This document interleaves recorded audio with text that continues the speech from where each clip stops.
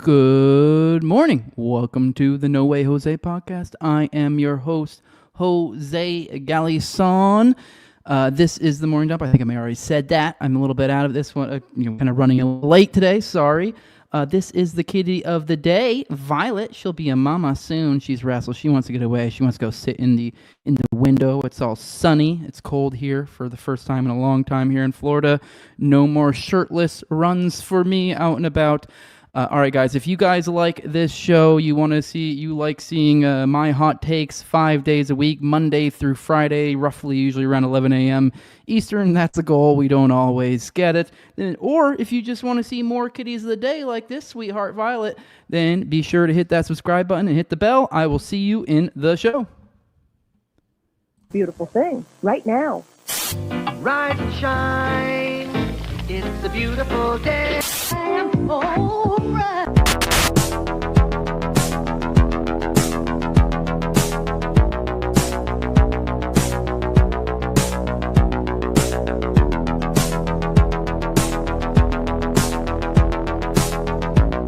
About a third of the building has been blown away.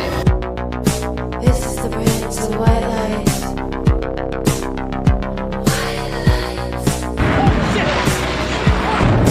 Our very freedom came under attack in a series of deliberate and deadly terrorist acts.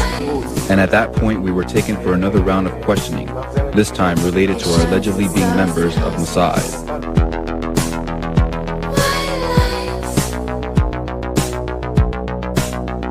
It's crazy evil.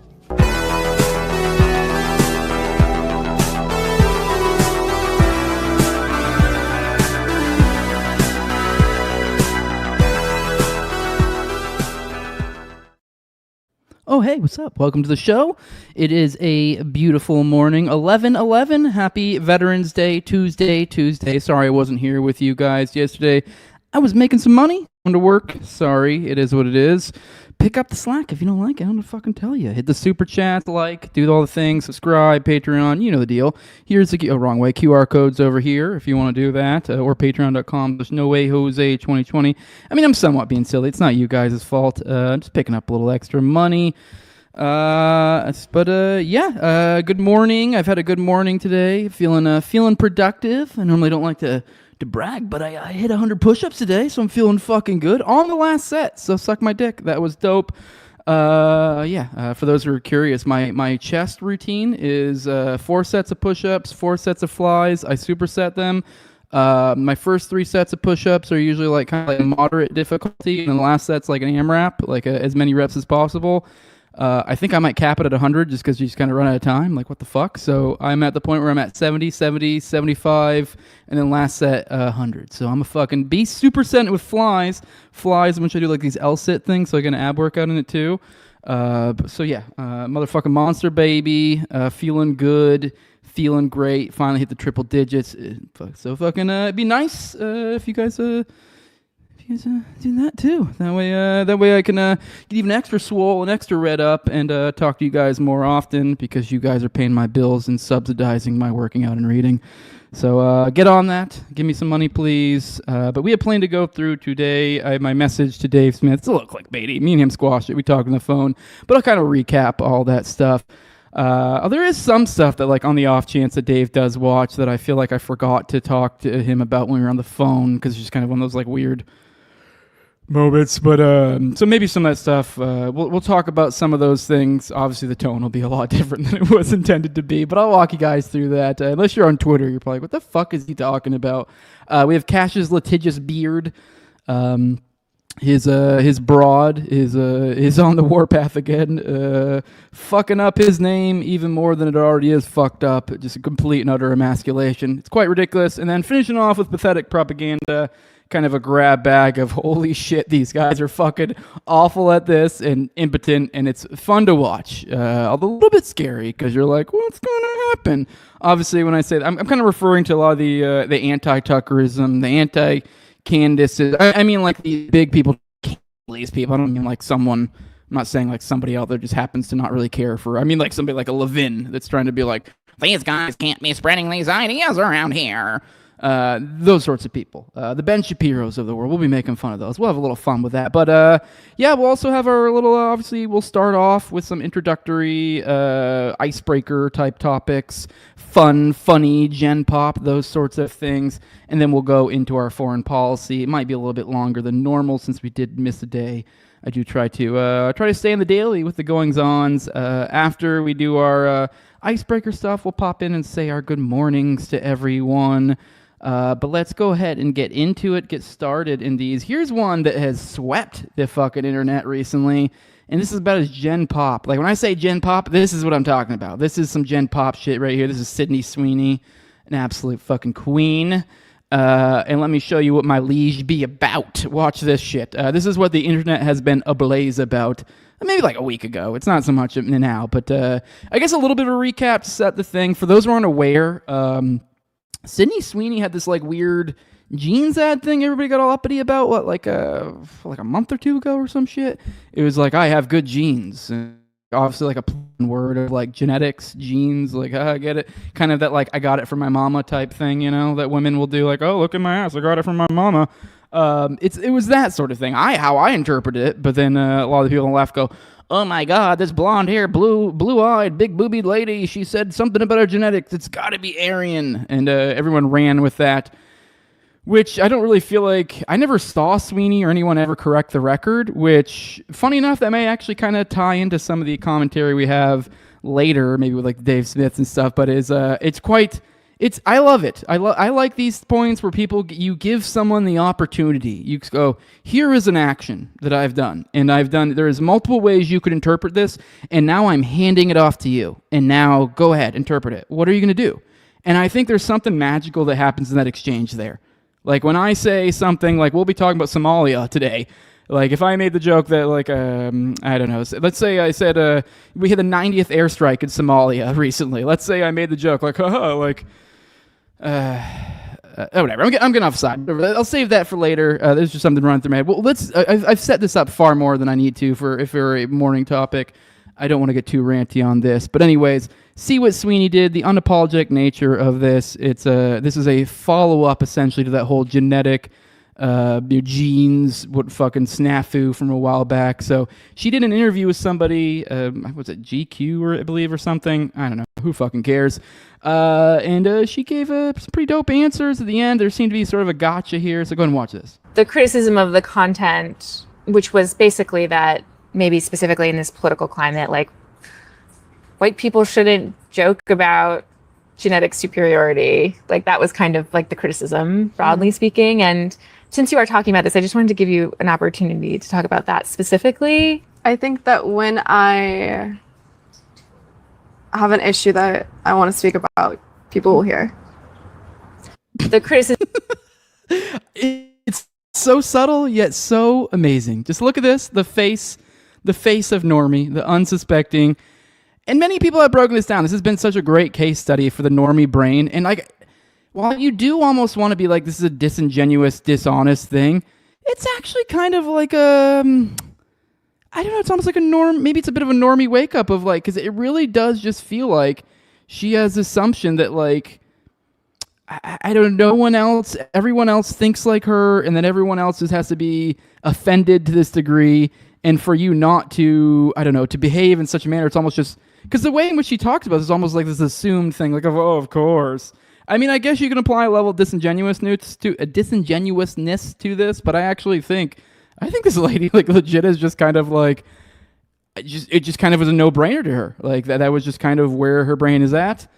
And obviously still, once again, Sweeney's still here. I think I love this even more, because this is a double down. The great thing about this is Kathy Newman, so what you're saying is kind of deal, vaguely, in a different type of, somewhat, not exactly, but quite similar, kind of this like assumption of something, like, oh, here's these things that people, oh my God, here's this, whatever, and you're like, you want to clear it up? No. And like, holy shit, that is, to me, I think that's the move. That's kind of, there's something magic, but it's like, no. Kind of, what was it, Malice a while ago, his like sentiment of like, whatever you're most offended about, that's what it is. I mean, obviously, maybe that's a little bit much, but kind of more the idea of like, if you want to sit here and assume the worst, fine. But all right, let's move on to the next one. This is from Impure Hunter, one of the regulars of the show. He says, we have a literal bootlicker here. My God, this is enough cringe to kill an entire state. And what this is, I know this is more funny. I don't even know who this lady is. Just had to point it out to you. This is Jasmine for US is who this is. It says right here, Stephanie Miller says, why, yes, I did kiss the sneakers of Jasmine for US, and I do worship the ground she walks on, and she was lovely about it. Now, who are these two people? Stephanie Miller, I've never heard of her, but because she has like 140,000 followers on Twitter, host of the Stephanie Miller Show, sounds like some sort of radio person. Oh my God, just as crazy. Jasmine for US, that's Jasmine Crockett. I believe she's one of the Democrats. Was this in, where is she at? Doesn't say her state, but whatever. She's one of the kind of bigger names. I know she kind of had a bit of I think she's in the Democrat Oversight Committee too, so. But anyways, either way, regardless of that, I don't care what this lady's doing. Jesus Christ, have a little self-respect and get the lady dick out of your mouth. So, yeah, that's pathetic. Stephanie Miller, not that you see this, but my God, I didn't think this was a still thing that existed in the world. Moving on, did you guys know that there's a guy who got arrested for insulting Dave Portnoy, the degenerate gambler? 20-year-old Patrick McClintock is his name. I think there was a video that went around a while ago. Here it is, actually. Let's watch this. Apparently, someone yelled, fuck the Jews to Dave Portnoy. So let's watch it. Oh, I like it. Hey, fuck the Jews! Fuck you, Dave Portnoy! Not cool. Oh, my God. Oh, my gosh. I'm appalled.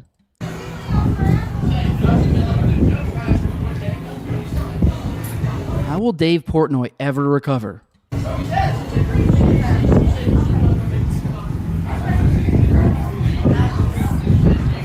was awful. Hey, fuck you, pussy! Fuck you! Go away. Fuck you!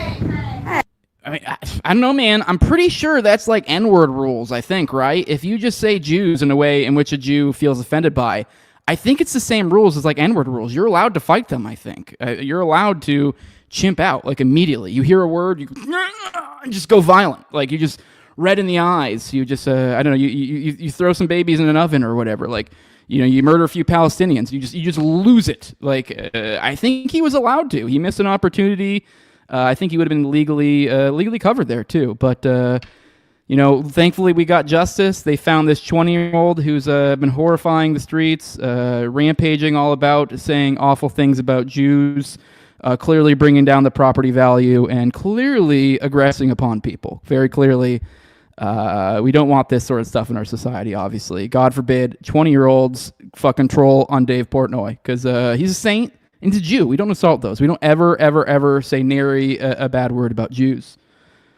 But we will make fun of lefties and their retarded fucking economics, so let's go ahead and watch this. This is a campaign ad from Joe Tash from Massachusetts. Now, to be fair, this guy has like 450 followers, so it's like this is a little bit of low-hanging fruit. But the follow-up thing we're going to cover after this, I think, kind of sells it, the point, and it's also just too funny not to. So I guess this isn't fair to like say this is reflective on the left in any real way, but this is somebody running for what is he running for? He's running for Senate. But like I said, he only has like 450 followers, so I don't think this is a serious person. But and I did look through the account though, and because I thought this is so ridiculous that I thought it was parody. When I'm about to show you, I checked into it, and I'm almost certain it's not parody. If it's parody, it's very, very, very weird parody, and like parody to the degree of like we're going to make it exactly look as if I was like running for Senate. And yeah, there's nothing in it that's like, oh, this is a joke. But just throwing that out there before I go, you guys can go look at it. Maybe I was wrong. Maybe there's some sort of parody. Let's watch this. How far do you have to go to find a pharmacy? Nearly 200 pharmacies have closed in Massachusetts since 2019. I'm standing in front of one of them right now in the neighborhood of Boston, Dorchester. How is this possible in a state where the pharmaceutical industry is a major economic player? It's possible because these companies are in the business of making profits, not in the business of caring for people like you or me. It doesn't have to be this way. I believe healthcare is a human right, and I'm running for Senate on a socialist platform that explicitly states that we should turn the top 100 corporations, including CVS and Walgreens, into public property and use their resources to guarantee free and quality healthcare for all of us. If you're tired of healthcare being treated like a luxury in this country, get involved at tacheforma.com/volunteer. Now, in this thing, it says at one point in there, I believe you mentioned pharmacy deserts, and these are areas where residents live at least half a mile away from the nearest drug. Oh, no, actually, this is his caption, so I don't think I actually said it in the video. But for his caption here, he says 580,000 people in Massachusetts live in pharmacy deserts, areas where residents live at least half a mile away from the nearest drugstore. It doesn't have to be this way. Healthcare is a human right. So the big thing, obviously, the holy shit, the half a mile away thing, which... Holy shit, who the fuck actually lives half a mile away from a drugstore? I wouldn't ever in my life ever want to live half a mile away from a drugstore. Just every drugstore I've ever been to, not that they're like necessarily like the worst parts of town or anything, but that's the sort of part of town I want to live in. So it just, I don't know, just bizarre. What a bizarre outlook on the world. Brace for a longer clip. I normally don't do these, but I was just so ungodly impressed by this. Scott Horton. I think he pulls off something magical here, and I think there's also like a bit of a larger analysis to be had in kind of the left-right war like thing, and kind of like the current paradigm of the right taking over and the fumbling of the bag to such a degree. And like, let's be real, it's pretty apparent, in my opinion, the movement, and I've been saying for like weeks now, I think we're probably going to get a little bit of a I've kind of equated this Tim Dillon's, whatever that is, that's going to be the thing that rises up. And they've spent enough time, these people have been pretty good on anti-war stuff for a while, a lot of these sorts of people we're talking about here. And a lot of us libertarian types have been really, really good at railing at it, but these, we are renowned for making fun of these guys for being dog shit on economics. But here we are in this moment where everything is just so fucked economically. And I got to be real, we have, I think those of us who have maintained our integrity through this past however long time, especially these last like year or two, I think a lot of these people do, to some degree, the lefties, some of what I'm talking about, are kind of look at us as like, oh shit, like we thought you were probably going to fall right in line with the righties or whatever, and here you are saying, look at their shit economics, this, that, you've been legit on their war stuff the entire time. Then it's kind of like they start looking at you more. We're at this affordability problem. Like, this is what Mom Donnie's running on. This is what Trump is fucking calling a scam in to the press as some sort of a con job by the Democrats. Like, obviously, I don't believe in the Democrats' fix, but by God, are they right? There's a fucking problem. And props to Scott Horton, because holy shit, what you're about to watch is some like master class shit right here. So just watch this. Of first-time home ownership, first-time home buyers, is 38 years old. 38. It's crazy. That's why, people were talking about on Halloween, how come there's no suburban streets full of kids trick-or-treating? Because all the young families with kids are living in apartments. They don't have a suburb to go out and to live in, because Donald Trump won and Joe Biden increased the money supply by a third in the name of making up for the COVID lockdowns. They then waged these massive bailouts and inflated the money supply and caused this massive inflation. So the American people just get screwed coming and going. And the party leadership, the liberals and the conservatives, the entire center have just refused to respond to the needs and the wishes, the outright, foot stomping demands of the American people. And so the American people, especially the younger, are moving further and further to the left and to the right. And then they want to point and scream, oh my God, communists and fascists everywhere. Well, how come people don't have faith in the center? Because the center is Bill Clinton. Rape you and bite you on the face. It's George W. Bush, send your son to war to die. Barack Obama, who will back Al-Qaeda and create a caliphate. Right? These people, John McCain and Joe Biden and Donald Trump won again, created so much money, is a third of all the money that's ever been created of US dollars.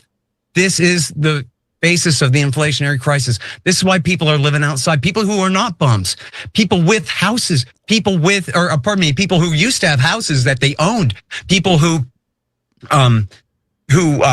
they essentially they couldn't afford the adjustable rate mortgage type situation, or they couldn't afford their rent went up, and even they have jobs. When they talk about cutting SNAP, I don't know exactly what the proportion is, but it's a huge proportion of the people on food stamps have jobs. That's they right. still cannot make ends meet, and it's because of the inflationary money. I know that's not y'all's favorite topic, it's mine, but it's a huge part of what's wrong with this country. It's actually one of my favorite topics, and we're headed for stagflation actually, because with the development of AI, unemployment is definitely shooting up right now, and you also have companies that are downsizing in response to Trump's weird trade wars and tariff policy that I can't really understand. There's no real strategy there, right? And so there's already shortages of pharmaceutical drugs. We've been relying on foreign countries to manufacture our pharmaceutical drugs. And because of these trade wars, we're starting to see shortages. I mean, it is a complete and utter disaster. And I agree with you when it comes to the central banks. I mean, when you look at the stock market, for instance, it's just a massive bubble. It's an asset bubble. And you're right, everyone's afraid of the correction. Yep. But you need the correction. Yeah, go ahead. Can I just say right here that this is so fantastic. This part of this conversation is so important to me because, other than foreign policy, what I want everyone to agree with libertarians about is just this one thing. You don't have to agree with us about the welfare state. Hell, you don't have to agree with us about the warfare state. Just people need to understand. It was Ludwig von Mises who figured out this is what causes the boom and the bust cycle. They call it the business cycle, but it's the government's inflationary counterfeit money cycle is what it is. And that's what causes the giant booms and then the very real busts. So even if you think libertarians are all wet about everything, well, whatever. They're right about gold money. We have to have hard money because as long as the government can print money, first of all, they'll create a massive world empire with an unlimited budget, a $7 trillion budget every year because they think that they can just print money forever to get away with it, and they'll get, way out of our control in the first place. But then even when we think it's good times, that's just when they're setting us up to pull the rug out from under us, and everybody has to do a giant reset like we did in 99 and 2008. And we were due for one when they did the COVID lockdowns. So that sort of substituted for the recession of 20, the same time they again did the giant bailouts to make up for it again. Yeah, I totally agree with you on that, actually. But the other thing I'll say is, even though you and I'm sure, have disagreements when it comes to the welfare state, whether you're talking about Democrats, Republicans, left-wing media, right-wing media, I'm sorry, but no one is doing better coverage of foreign policy than the libertarians. Antiwar.com is fantastic. Okay, absolutely fantastic. And I just find myself gravitating toward your content when it comes to these issues because you're well read, you know what you're talking about, and you don't lean into ridiculous fear mongering to scare Americans into essentially consenting to these endless wars that do nothing to benefit the American people. That's some slow clap shit right there. And keep in mind, what you're about to watch right here, this is what you're getting from the establishment. Right? Oh, dang it. I knew it was coming. StreamYard glitched out. Give me a second. It was all flowing from one segment over one thing right to the other. And I just knew it. StreamYard was coming, and here it did. But luckily, I was able to riff about StreamYard long enough to get the clip up. Here we go. If you're a young person and you can't afford to live here, then maybe you should not live here. I mean, that is a real thing. Yeah, I know that we've now grown up in a society that says that you deserve to live where you grew up. But the reality is that the history of America is almost literally the opposite of that. The history of America is you go to a place where there is opportunity. And if the opportunities are limited here and they're not changing, then you really should try to think about other places where you have better opportunities. Okay, to be fair, that is like 25 seconds out of some larger, I guess, trigonometry. So it's in the bottom left there. I'm never going to watch it. Like, I'll probably never, ever, ever, ever watch trigonometry. Funny enough, I actually think Dave just went on trigonometry, and I really like Dave. I tend to usually watch just about everything he does for the most part. There's not a whole lot of shows I watch regularly. Dave's I still do. And I refuse. I will not watch those smug little faggots try to struggle session. Our Jew. That's our Jew. You leave him alone, all right? But I just can't. It's too awful. So I can't do that. But just wild. So, but yeah, I'm not gonna watch that larger one. But that's still nuts to me. I mean, somebody tell me, is this dishonest? Maybe Ben does have a different answer, and I'm wrong. But I think I wouldn't be surprised that legit is his answer. Here's your economic answer, guys. Move to Somalia. Thankfully, the Trump administration they're just lowering property values elsewhere to facilitate us middle class and even some of the lower class people to be able to afford homes. If you just move to Somalia, where they've murdered just about everyone. And if you're in the upper class too, like even better, you're going to be able to go to Gaza here soon. So like, hell yeah, dude. Fucking cooking. All right, let's roll through the chat, say our good mornings, and we'll get into foreign policy. Good morning, Knife Safety Plus says calling Bongino a gorilla faggot was legendary. You know what I just realized, Knife? I'm sorry. I still have you did end up, we talked about on Friday. You said you were making a thread. I read the whole thread. I think I might even have retweeted it. I meant to cover it today, but we'll try to remind me. I'll try to cover it tomorrow. You created a thread that we'll probably break down in a later day this week on how it actually was. You believe it is possible to essentially conceal a 30-06 without having to break it down. The Mauser. By the way, I'm not trying to say that in any sort of skeptical way. I don't know. I read the thread and I don't know. I'm like kind of leaning towards your point. I think maybe there's something to it. I don't know.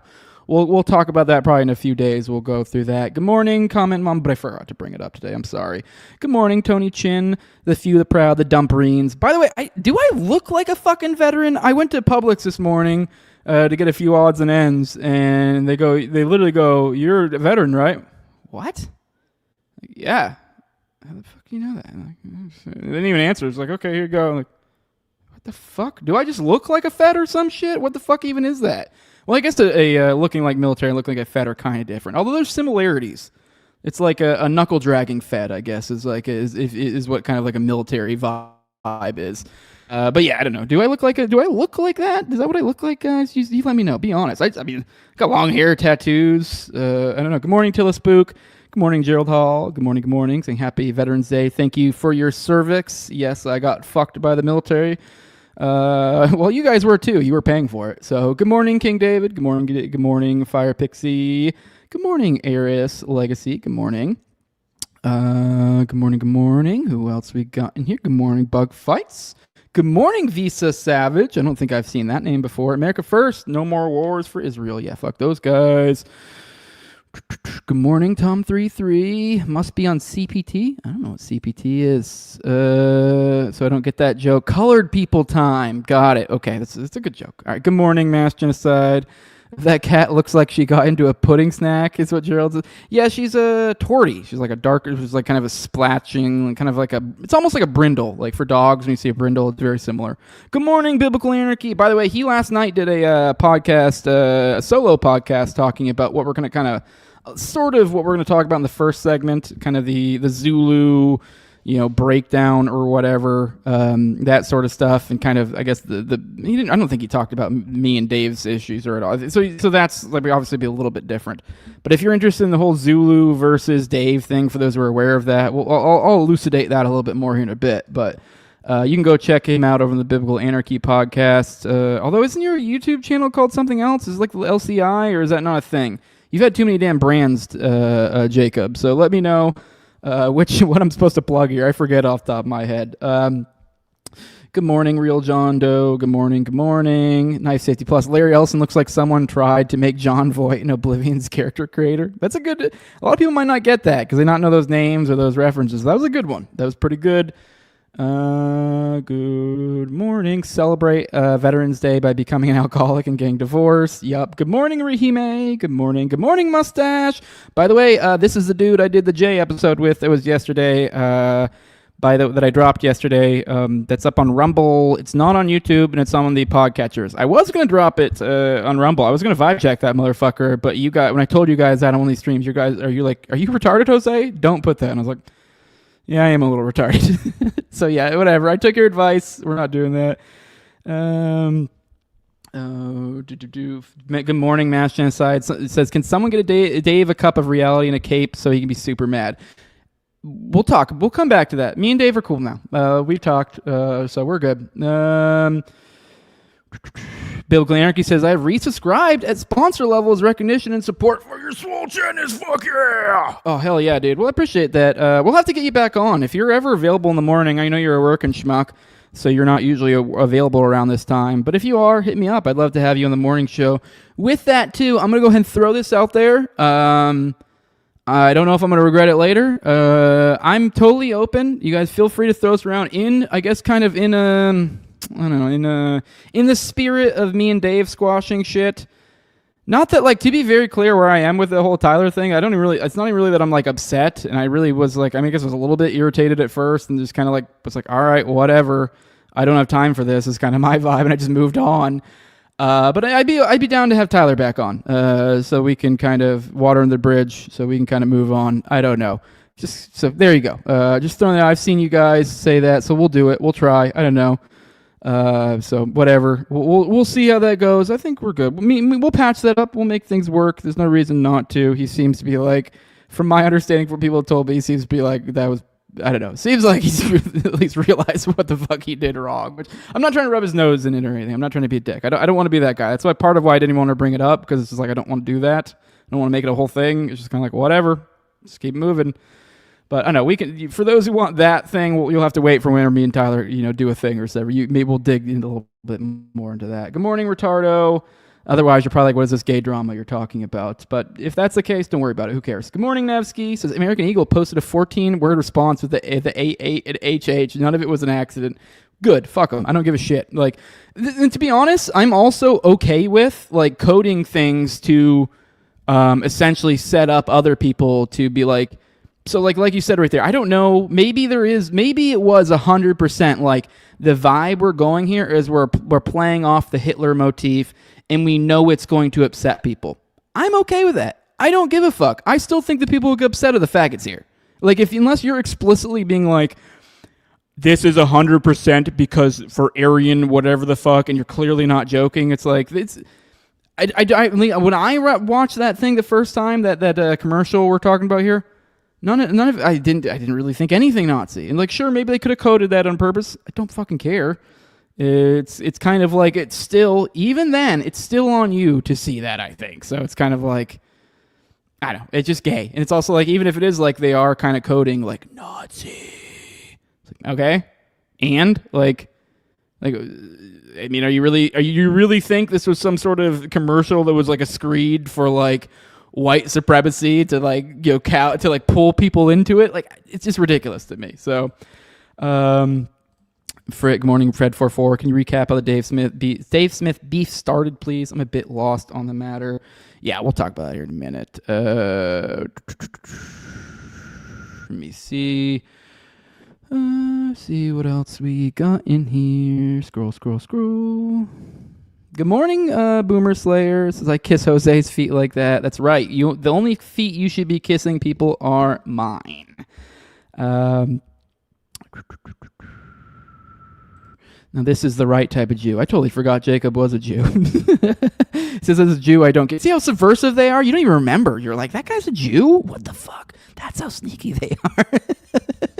I'm just kidding. Yeah, Jacob is a Jew. So says a Jew, I don't care. People's words have no power over me. Good. That's exactly the thing. Like, if anything, like, I know I do say Jew this or that, or I do speak kind of crass, but if anything, it's just because, like, I just don't fucking care. Like, it's not like because I'm like, I literally hate Jews or anything. I'm like, no, if you want to be a faggot about me saying Jews, well, then, like, okay, I'm just going to keep on saying it. So I like Tilla Spook. I don't abide by N-word rules. I know I played that game earlier, but I don't Gator don't play that shit. So I do what I want. Good morning, Marnamax. Says Dave will definitely take this out on the little boys' asses. Are you talking about Portnoy, to be clear? I don't think Dave Smith's doing anything to any goy boys' asses. Yeah, Knife Safety says Fuentes isn't advocating the bombing of Palestinian children. Yep. Let me see if anyone else showed the chat. A lot of chit-chat.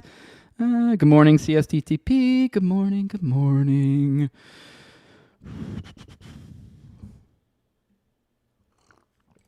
Tom 33, those trigonometry guys are complete fags. Yes. Yes, the most closeted person I've probably ever seen is that little fucking, that little goblin, kissing, whatever the fuck his name is. This reminded me of something. Biblical Anarchy says StreamYard has been ass lately. It has, actually, but they just added this weird thing where they do like landscape and vertical or whatever. So like I can do both. Let me know if that would actually make a difference to you guys. It's actually kind of annoying because it changes the character limit, I think, for the title or what I can put in it or something. So I had to finagle with it for a while.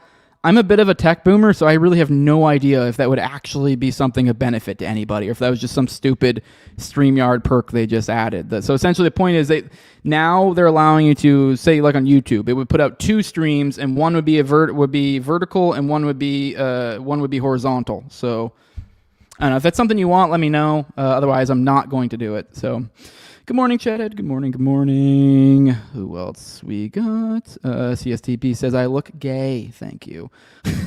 Yes, bro, you look like a vet. Okay, so we got to the point where we say, do I look like a vet? Yeah, that's what it is. Like, I guess I do. I guess I look like a knuckle-dragging Fed, which is what the military looks like. Biblical Anarchy says, my J episode with Reed Coverdale is still on YouTube. Well, did you guys talk about the 109 countries? Did you talk about sexual ritual abuse? Did you talk about draining the blood of Christian children to mix with your matzah? Did you talk about that, Biblical Anarchy? I don't think you fucking did. Reed will go hard, though. I mean, maybe you did. I'm being a little bit silly. Reed may have talked about that, but I would think he would have had enough respect for somebody's YouTube channel to be like, yo, we're not going that hard. So we went pretty hard. And I'll be honest, I gave like no pushback. I don't fucking care. Whatever. So not that I necessarily believe all of it, but I was interested. So good morning, Tony Chan. Oh, you already said good morning. He said I ran into a homeless schizo Orthodox Jew yesterday. Full garb, dangle string, small hat. For some reason, it was a very disturbing sight. Yeah, I mean, the economy is getting out of hand. We got Jews on the streets. That's wild. Although I'm being silly. The Orthodox are actually known for being like, that doesn't actually fit the stereotype of the joke. So, haha, but it was a little ham-fisted. The Orthodox are actually those are the ones that like have like a bajillion children or like living in squalor typically in New York, right? Correct me if I'm wrong, because I don't live in gay habitats like cities. So, yeah, exactly. Nevsky says, don't care. Support the Sydney Sweeney ad campaign, 100%. Good morning, Firepix. Oh, you're on another one now.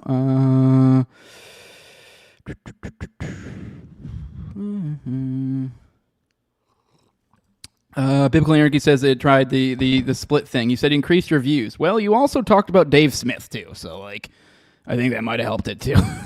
So, I don't know. It's hard to say off of anecdotal example for sure. Oh, that's Hasidic Jews you're thinking of, says Biblical Anarchy. Okay, well, maybe I'm mixing up. I don't fucking know. Whatever. That's why we got our Jew expert there.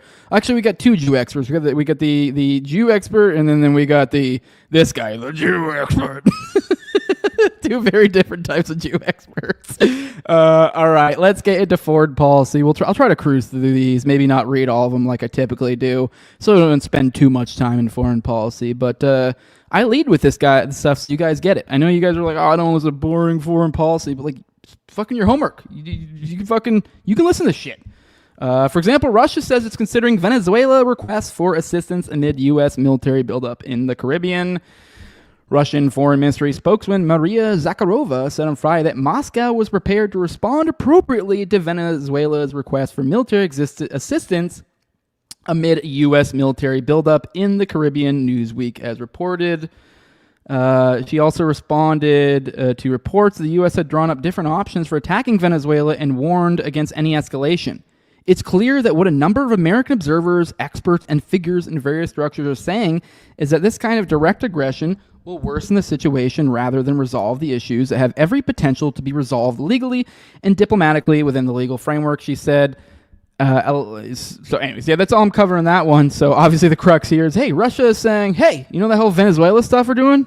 We could get into that too. Now, I will say, comes across a little bit on deaf ears, I think, perhaps, given that these motherfuckers just rolled over on Syria not too long ago. So I don't know, which funny enough too, for those who didn't see the segment we covered over on Drop Site, apparently that was that whole deal, the Russia-Syria deal, that was like a decade in the making, being set up by Jeffrey Epstein behind the scenes with Putin and the former prime minister of Israel. Like, Holy fucking shit. Like, not kidding. Go look into that. Go find that. This is like insane, the degree to which he was involved in the negotiations to set up this future thing where, I mean, to be fair, it wasn't like, I'm not trying to say they were like perfectly like 5D chess shit. Like, I think the idea is they were trying to do it earlier, but this was a plan that I could say a plan that presented itself. Like, it essentially worked out. It came to fruition later, though. So, but they had wanted to go earlier. So, I'm not necessarily saying like, holy shit, this guy is from the dead, like doing like crazy chess moves, like sort of, but not really. It got delayed to push back a bit for whatever reason. But he was one of the architects of that, which is absolutely insane to think about, frankly. Oops, I don't think I swapped over. I think I accidentally exited out. I didn't even show you the correct one. And then during all of this, we also have, as we have these threats from Russia, we have U.S. bombs 2 more boats in the waters of Latin America. Let's watch some murder, because that's always fun. Murder, murder, murder. Oh, there's murder. That's cool. Big fire, murder. That's nice. Isn't that great? We're just murdering. Murder, murder, murder. Oh, another murder. Oh, they're going fast.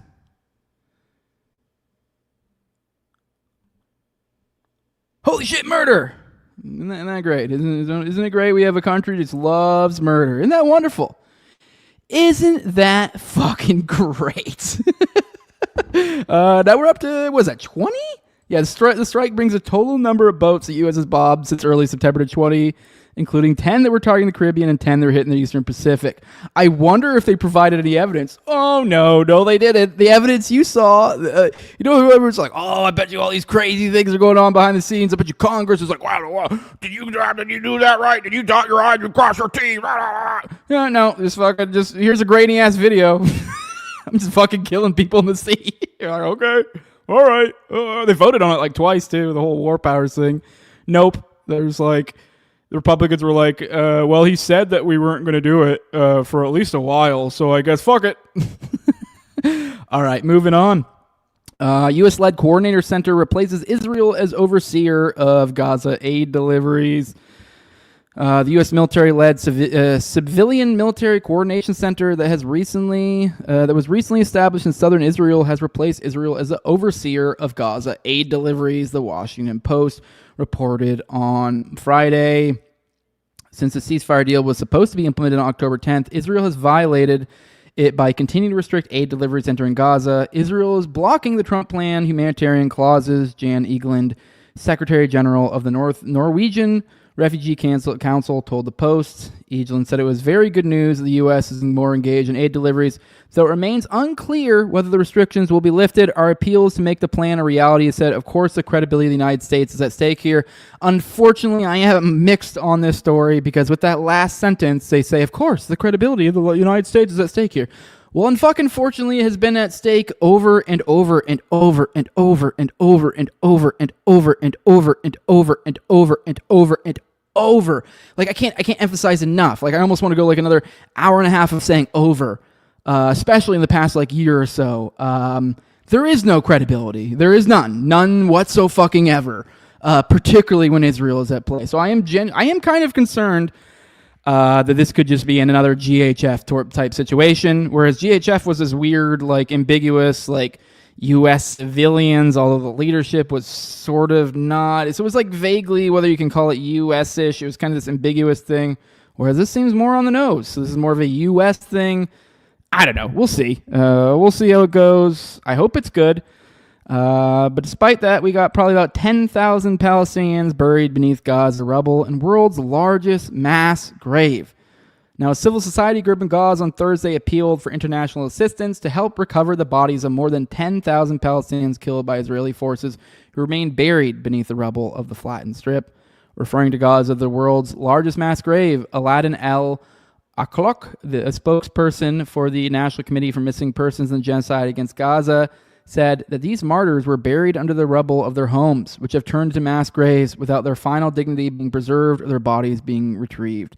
We express our shock and strong condemnation of the absence of an effective role by international organizations and humanitarian bodies, especially those concerned with the issue of missing persons in light of the ongoing escalating humanitarian disaster.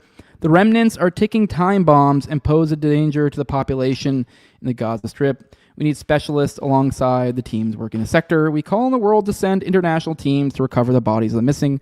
We call on the world to provide the necessary equipment to recover the bodies. And at the same time, keep in mind with those 10,000 bodies buried under rubble, well, we very much have, I say we, I need to stop doing that. Not we, these fucking animals, who deserve every awful thing in the world to happen to them. That said, but apparently these guys, their hands are just dripping in blood. Like, you ever seen those like videos where they like inseminate a cow and they like get shoulder deep into that motherfucker? Like that is like the blood. That is the level of blood.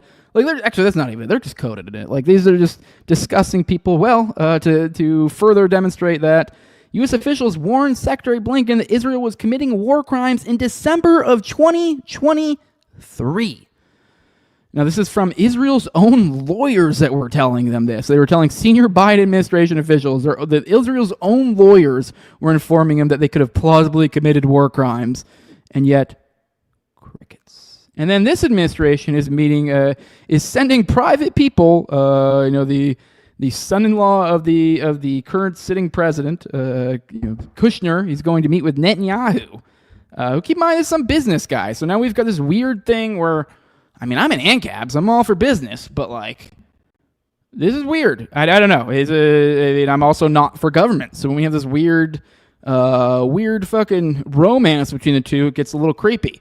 So I don't really know how to think of this one, but yeah, we have him meeting with Netanyahu again, talking about future plans for Gaza. It's just creepy because this guy seemingly has been kind of making plans throughout all of this. We still got more stuff going on in the West Bank. Israeli settlers beat Palestinian journalists in attack on olive harvest in the West Bank. This is Reneen Sawafta. There's a picture of her being assisted by medics at a hospital after her attack. She works for Reuters. She was beaten on Saturday by Jewish settlers who attacked an olive harvest south of the city of Nablus in the Israeli-occupied West Bank. Settlers from an illegal outpost nearby descended on a group of about 40 people, including Palestinian villagers attempting to harvest olives, activists, and journalists. Jonathan Pollock, an Israeli activist, witnessed the attack. Holy shit, he was around. For those who aren't aware, Pollock is the guy who fucking was like a spy, I believe, right? Isn't that Jonathan Pollock, or am I mixing up him with somebody else? I'm pretty sure it's a spy. It's weird that he didn't mention in there, but whatever.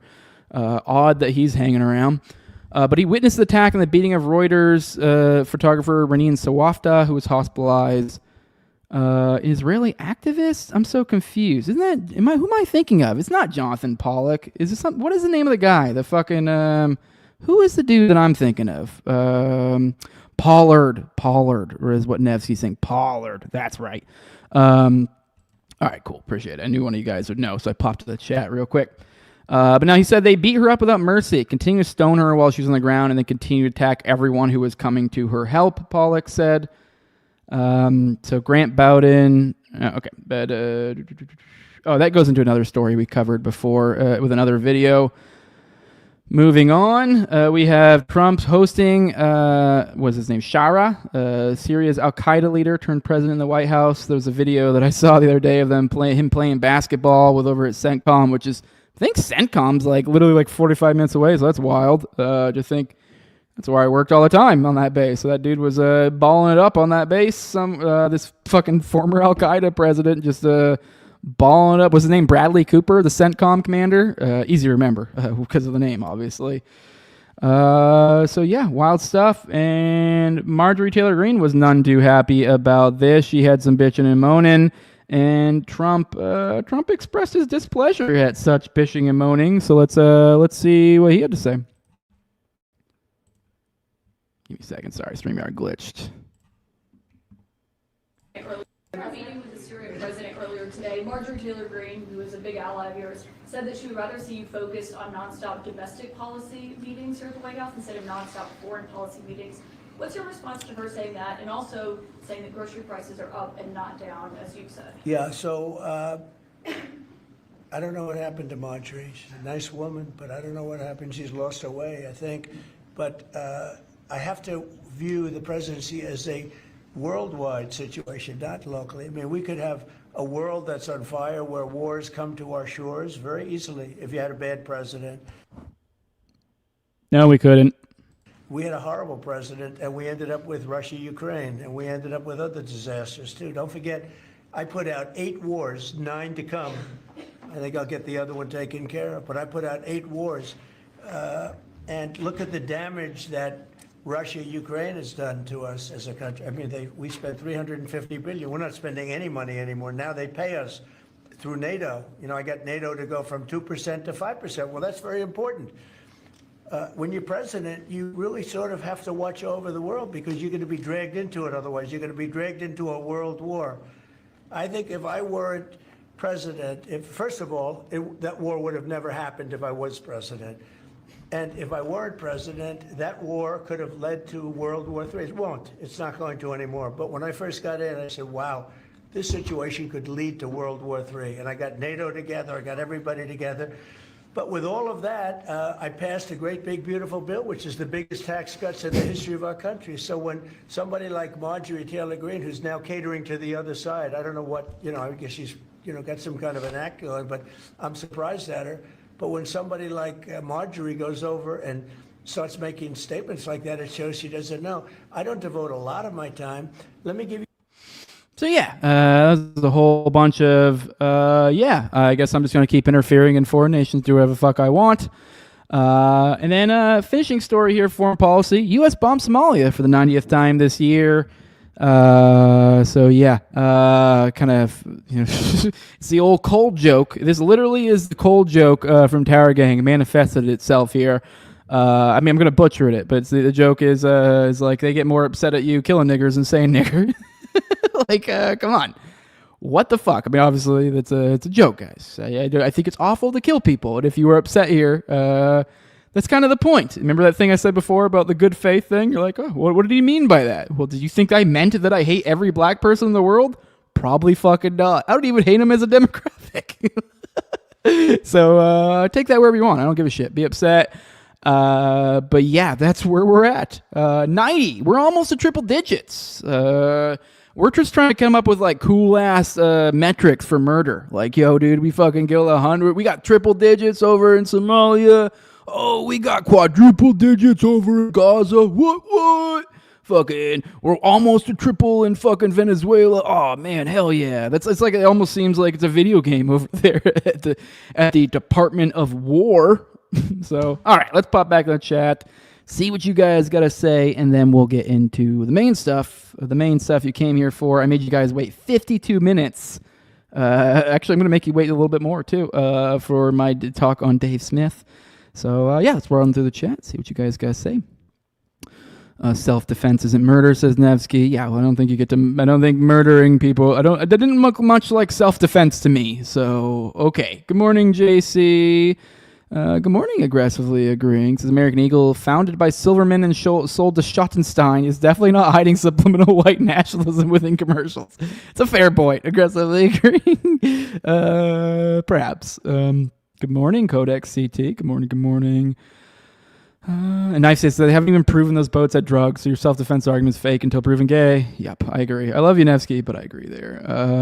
Over is Jose a safe word? What do you guys? What does that even mean? Because somebody said "and over." All right, I don't know what that was. That's weird.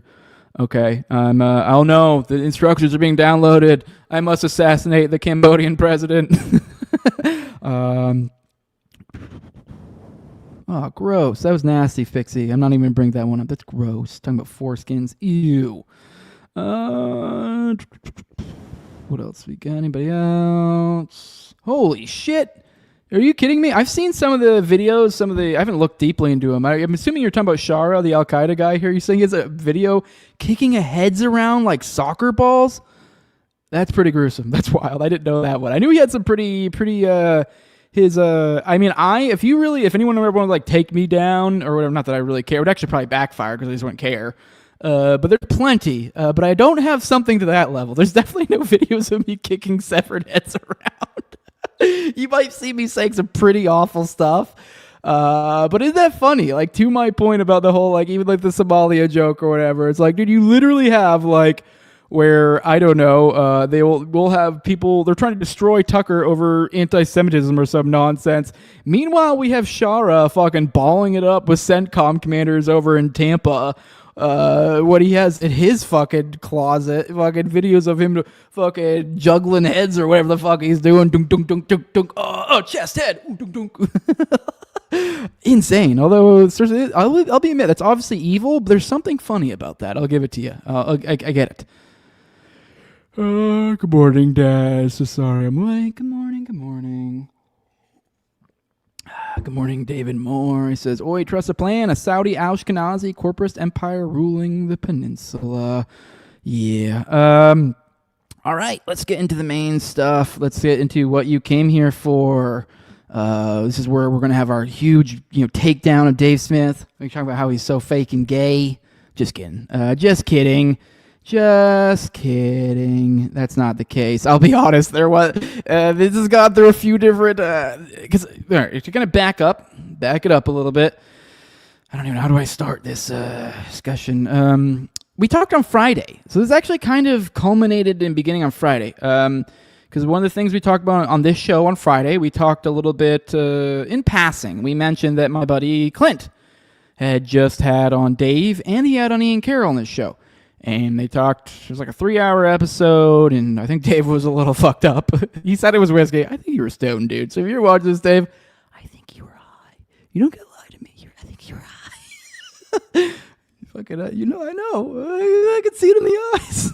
I don't know. Maybe he was just drunk. It does make your eyes a little glossy, too. Maybe I'm misreading signals, whatever. Not that it matters, but it kind of feels like one of those things where, like, the wife, like, a year ago was like, you need to stop smoking weed. And he's like, okay, honey. And he did generally stop smoking weed, but just that one night, you're like, oh, there's that doober in the garage.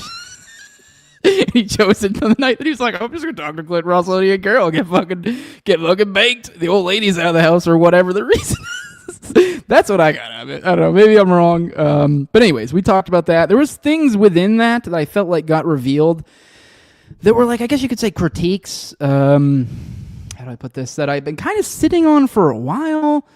And like I just hadn't really thought that it was, but I kind of seen it repeatedly. And now I just want to say I've talked to Dave about this too. We talked on the phone, but so we talked about this on Friday, and it's kind of like I was like, I didn't really know. I want to stew on it over the weekend because it was information. I was like, I don't really know how to present this, and I want to present it in a way that I'm like cunty or shitty or anything like that. Because like.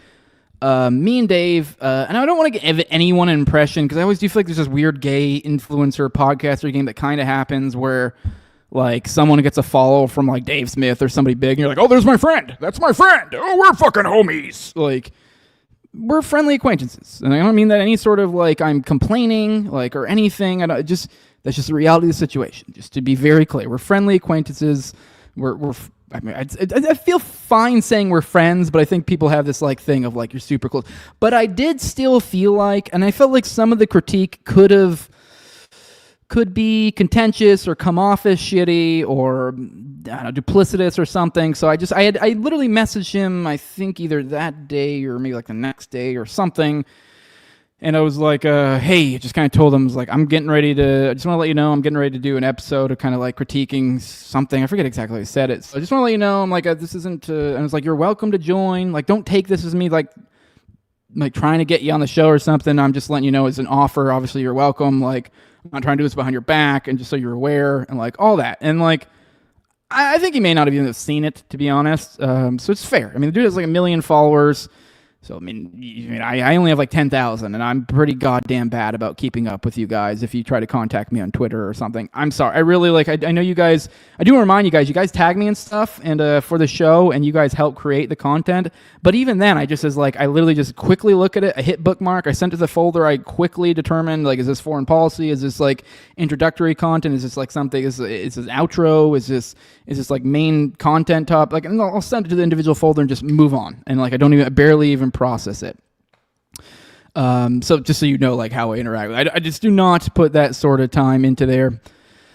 I forget where was I going with this. And then, okay, where do I go from there? So we had, so I told him that, and so I had these thoughts, And then, God, I probably should have brought up the tweets that sort of... Actually, give me a second. I'm going to see if I can't find the tweets that everyone was like, oh my God, look, you guys are so... they're probably still getting likes. Let me see if I can find it real quick. Should be pretty easy. Let me see. Sorry. I should have had this one ready. My bad. Give me a second. All right, here we go. I found it. And then, all right, we'll go back here. I should have started with this one. So there was before this. So keep in mind, now this is, I'm just showing you the sequence of like how things went down for those who are interested. And so Dan, this is this video that went around right here. You can see right here, just kind of what this additional ingredient that got thrown into all of this. This guy, Liquid Zulu, he says he made this 3.5 hour long video.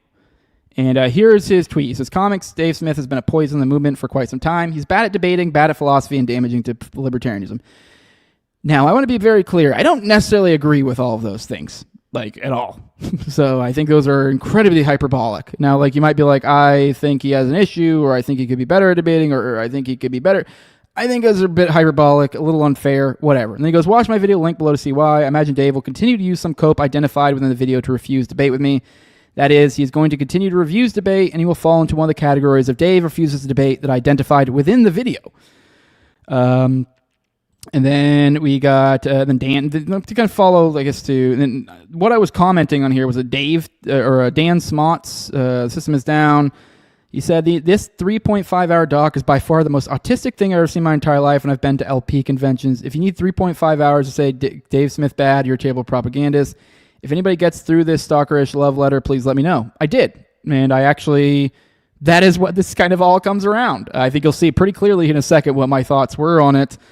And I got to be pretty honest. I'm kind of, I don't know if maybe I should jump into that yet. But how do I put this? I'm very irritated, I guess I could say, by the, not necessarily Dan particularly, but just like all of these people are doing this. This is so long. This is so, like, yeah, I guess maybe in passing, but it's like such an emphasis, such a degree.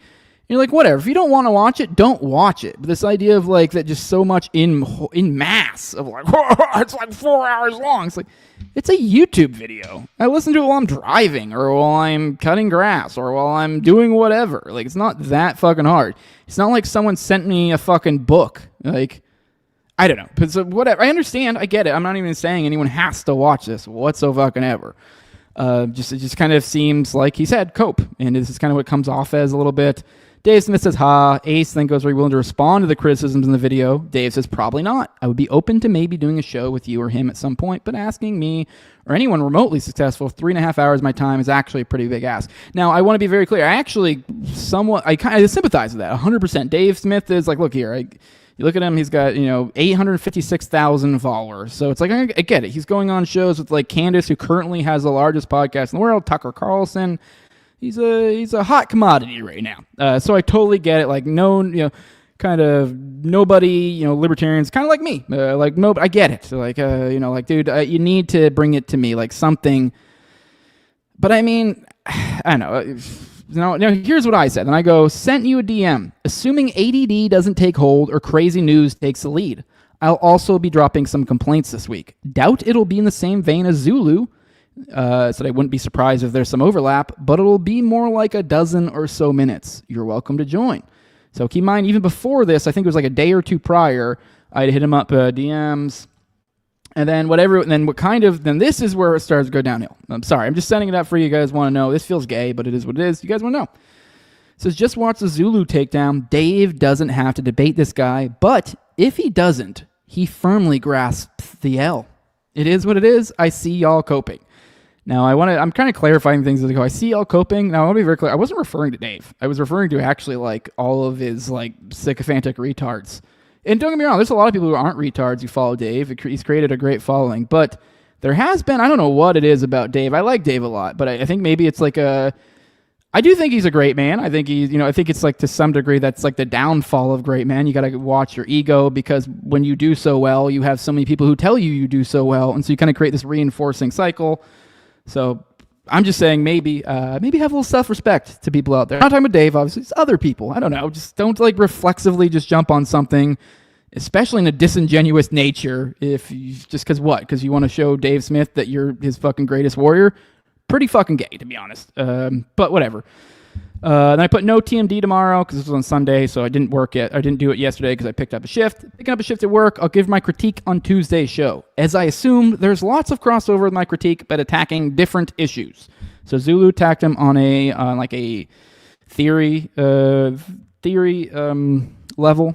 Now, then Dave Smith says, seriously, Jose, what L do I take if I don't debate him? Specifically, what does that possibly mean? What loss is it to me if I never talk to any of you guys again? All I know about this guy is the crackhead homeless guy is a homesteading hero video. It would be immoral to violate property rights, even if it meant every child in the world dying. Take seems like the purest example of ideological capture available. Watch about 15 minutes of this takedown. It was pure retardation. What cope are you talking about?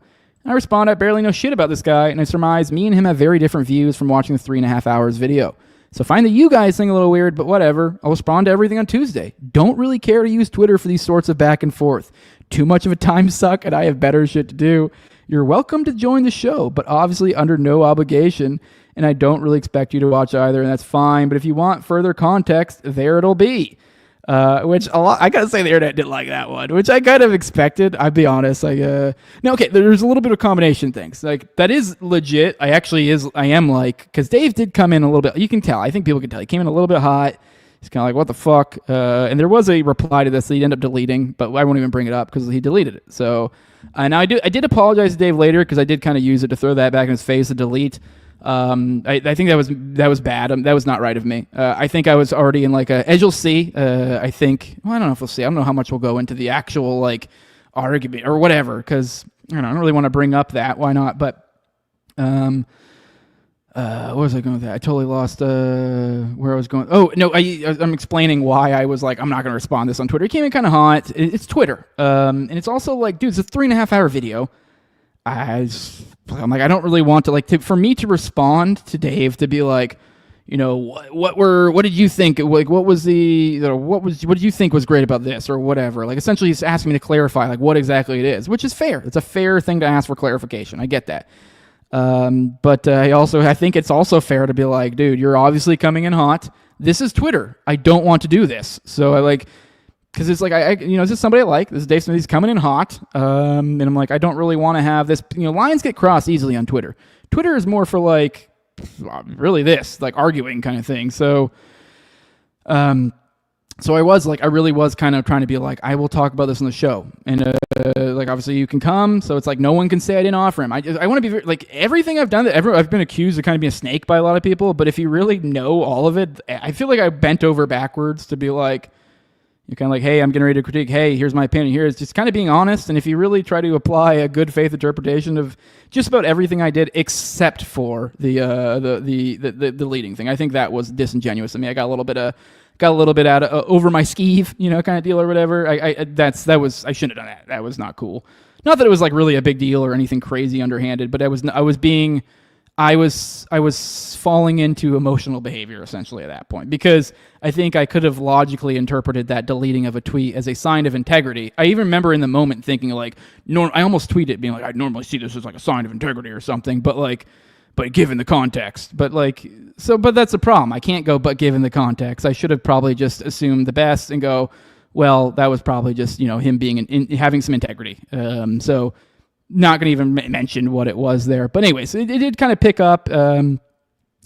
It was a whole thing. Like, there was an unfollow and all sorts of things. So then kind of went into DMs. And then from there, we talked on the phone, worked it out. So here's the tweets. By the way, before anyone says anything, yes, I'm deleting some tweets and I'm doing some retweets. Me and Dave Smith squash it like some real ass dudes. Much love and respect. By the way, we still both have the same positions. No one cucked to the other. So, that changed things, and that really is much respect. Like, I'll be honest, like, as I said at the top, like, this has taken multiple iterations of, like, what this critique was going to be. The first, like, on Friday, it was like, okay, well, here are my critiques, and I will give them, and they'll be, like, kind of polite, or like, but you might not like what I have to say, but, like, whatever. And then the fucking, and then the whole tiff we had online, which I'm not going to get into the ins and outs or whatever. You guys can think I'm the bad guy. You can think Dave's the bad guy. I don't care. Whatever. But yeah, and then the second iteration of was like, oh, I'm gonna fucking kill this guy. Which okay, like there was that little evil Batman in the back of your head that's like, at least for me, that's like got a plan to destroy everyone. I'm like, chill the fuck out, dude. We like this guy. Don't fucking do that. It got a little too excited. So which it can do when you get into these Bloodsport sort of vibes. So we need to be sure to cool it with these sort of things. I think, at least for me, the thing is interpret things in good faith, which is going to tie into kind of my critique as well that I had, which really, the ironic thing too is like my critique is actually kind of this emotional thinking or moderating force or something, and then to kind of come in here with, he did, in my opinion, in the follow-up with some emotional type stuff or whatever. So it's kind of like, it was like, oh shit, you're leaning really literally into my critique. And I'm like, God damn it, dude, don't do that. You're going to make me go hard. And then luckily he hit me up and he's like, yo, dude, here's my phone number. Call me. Let's talk about this. And it's taken a completely different turn. So I have nothing to say but like water under the bridge. Never mind. I do have other things to say. We will go to a little bit into critique. If you guys have any specific questions, I know it's probably not the most comprehensive coverage of our argument. It also feels gay to cover it. Now we will get into some like critiques and stuff here in a second. But if you have any questions, I will answer them but it does feel gay. I don't feel like like if we had been like angry, like if we had been still beefing right now, I would have given you much more in depth, but I just don't really, it feels kind of gay, like I'm rubbing somebody's nose in it or something, but just so you guys know like what the fuck and where we're at, we're cool. Well, I'll be frankly honest, what I was very irritated by me and Dave's back and forth, was that I felt like he was essentially being disingenuous, not being good faith, just kind of make assumptions. It seemed like he was trying to lump me into this like group of people, which I don't really know shit about Zulu. By the way, he is coming on tomorrow, but I had never even talked to him until this. So I felt like, what the fuck, dude? Like, what the hell? Why are you? And then, so I was like a little upset with what I thought was like emotional behavior, but then, and I still think that is the case, but I do have to give him the crazy respect because while it is like I wish he would in the moment maybe been a little bit more like level-headed, but at the very least, I think it's almost even, it's like easier. It's like an ounce of prevention is like worth a pound of cure or whatever. Like I wish it's like, what I'm trying to say here is I feel like it's actually way harder for you to, once you've already got deeply entrenched into that like blood sports mindset, to pull back and go, whoa, let's just chill. That takes a lot. And or to like reevaluate your own process or whatever's going on. Like obviously I don't know exactly what Dave, was thinking or whatever, but I see that as a great sign of character, honestly. Well, I do think it was not right for him to behave how he did initially, but I think it shows an incredible amount of character, in my opinion, how he then reacted. So yeah, I am. Me and him are cool. I was like upset with how he initially acted, but much love, like for real. That really was really cool. Dave and to be clear, me and this that's the other thing of like this whole dynamic of all this. Me and Dave, like he's actually, they always say don't meet your heroes or whatever. Dave's always been cool as fuck to me. Like never been like, I mean like not the same. We're like the closest of homies. We've done a million things together, but he's been nothing but chill with me. He's been nothing but cool. So that was kind of like, what the fuck, dude? And I've also been, I think in my opinion, nothing really but cool with him, but I'm also like honest, I think, like I'm not going to suck anyone's balls. That's just kind of where I'm at. But anyways, let's actually, I'm going to pop in the chat real quick before you get into like my critique, I guess, because I kind of want to see what you guys think. I do feel like that was probably a disjointed presentation there, but we're going to kind of get into my critiques here in a second. And then we'll probably dovetail back into the Zulu stuff. But although I would recommend, I don't really want to, we're going to have Zulu on tomorrow for one, and I don't really want to speak for him or really try to represent. I will say I watched the 3.5 hour video, and I think this guy has, as I said, I do think like, okay, a lot of people did jump on the whole like, oh, you said he takes an L, and you're like, well, that's illogical. And you're like, yes, if you're saying that what I am saying is literally like, that by not debating someone, you lose the debate, then like, no, that doesn't always mean the case. But I think what I was trying to express is, I mean, I don't know what the views were on that Zulu thing now, but they were pretty damn high. And I mean, after watching 3.5 hour video, it was pretty good, decent argument in a lot of ways. I just feel like he's more than earned his debate, regardless of what you feel about him. And honestly, I mean, maybe these are out of context or whatever. Frankly, it looks like Dave talked mad shit about this guy, which fine. That's fine. I talk mad shit about lots of people. But it's I'm also not like the debate guy. And even then, even if I was talking mad shit about them and someone was like, come on my show, I probably would feel a little bit obligated to be like, all right, come on. But I mean, you're the debate guy, and it seems like you've talked a lot of mad shit about this guy, and I watched the video, and he makes what I think were some good points. That doesn't mean I don't even necessarily agree with him. I think he's some sort of like vague objectivist weird shit or something. In some ways, he's actually like the complete inverse of my belief, like generally what I believe. Like I'm a egoist. Like he's kind of the exact opposite. He is literally like the principled, like I'd let the whole world die before I broke the nap or whatever the fuck is. Whereas I'm like the exact opposite. I'm like, my principles should serve me. I don't serve my principles. So, which I guess some people could see that as like, oh, that means you're unprincipled. Like, I guess, sort of, in extreme cases. But for the most part, I believe in these principles because I believe this is a good way to live. I believe it encourages other people to live in good ways. And this is how we get along with each other. So it's kind of like, here's a framework of behavior upon which you should behave. And you kind of go forward. Anyway, I'm rambling now. I lost my point. Let's get into the chat. Oh, did I not even have this up the entire time? Wow, what a fucking idiot. I fucked that all up. I didn't even have these tweets up. Well, here's the one tweet. I really want to show you this because I had a nice Pepe meme here. So that's beautiful. Oh, actually, no, here it is, the right tweet. That was the one where I said me and Dave are cool now. And then here's the other one, although I read that to you, so it doesn't matter. My bad. I didn't even have that thing up the whole time. Let's pop in the chat, see what you guys say. Because I kind of see if I feel like there's something that I may have said or that you guys may need clarification on or something. It wasn't polite to call Dave Smith the N-word, but you weren't wrong. Yeah. Tony Chen, I missed the whole conflict, unexpected turn of events. Yeah. Tom says, if I was Dave, I wouldn't give this retard 3 hours of my time either, to be fair. Yeah, okay, that's fair. I can understand that, but I mean, I really think if anyone watches that 3.5 hour video and you're like, this guy doesn't deserve a debate with Dave Smith, I don't really know what you're talking about, but is equality worth 3.5 hours is what Boomer Slayer says. Well, that depends. Are you really into like, okay, I will explain real quick what it was. Like, it was basically, it wasn't even really entirely a Dave Smith takedown. It sort of was. It was a liberty movement from the perspective, I guess, generally of like the LPMC and vaguely extended somewhat out of there, kind of the whole, their whole praxis, their whole path, their, that sort of stuff, and using Dave as kind of like a focal figure around that. So in some degrees, it is a little bit, I think, unfair, since I don't think Dave really owns all that stuff as much as he did in the past. And I think he's kind of said some of that shit fucked up publicly, and so. Yeah, I mean, I understand people can be like, hey, maybe you should have done that or whatever, but here we are. So, I mean, I don't know. I mean, I don't know, what do you want from like a more prostrated position of like, that wasn't, smart? I don't know. It seems like he kind of already did that, but maybe I'm wrong. So, well, that's wild. Gotcha says the foreign policy is my favorite portion of the show. That's wild. That's cool. All right, Donny Chin says Dave has been thrust into a position of influence, a role I doubt he ever intended to fill. I mean, I'll always see him as a member of the Legion Skanks before anything else. Yeah, and then a knife says, if you're going to be the debate me, bro, you've got to be willing to debate people who make 3-hour documentaries about you, especially when it stirs this much shit. Oh, yeah, and then also the other thing is, too, and Dave himself, and to be fair, I think this might just be like you just don't realize it. Like, you just don't realize it from your perspective.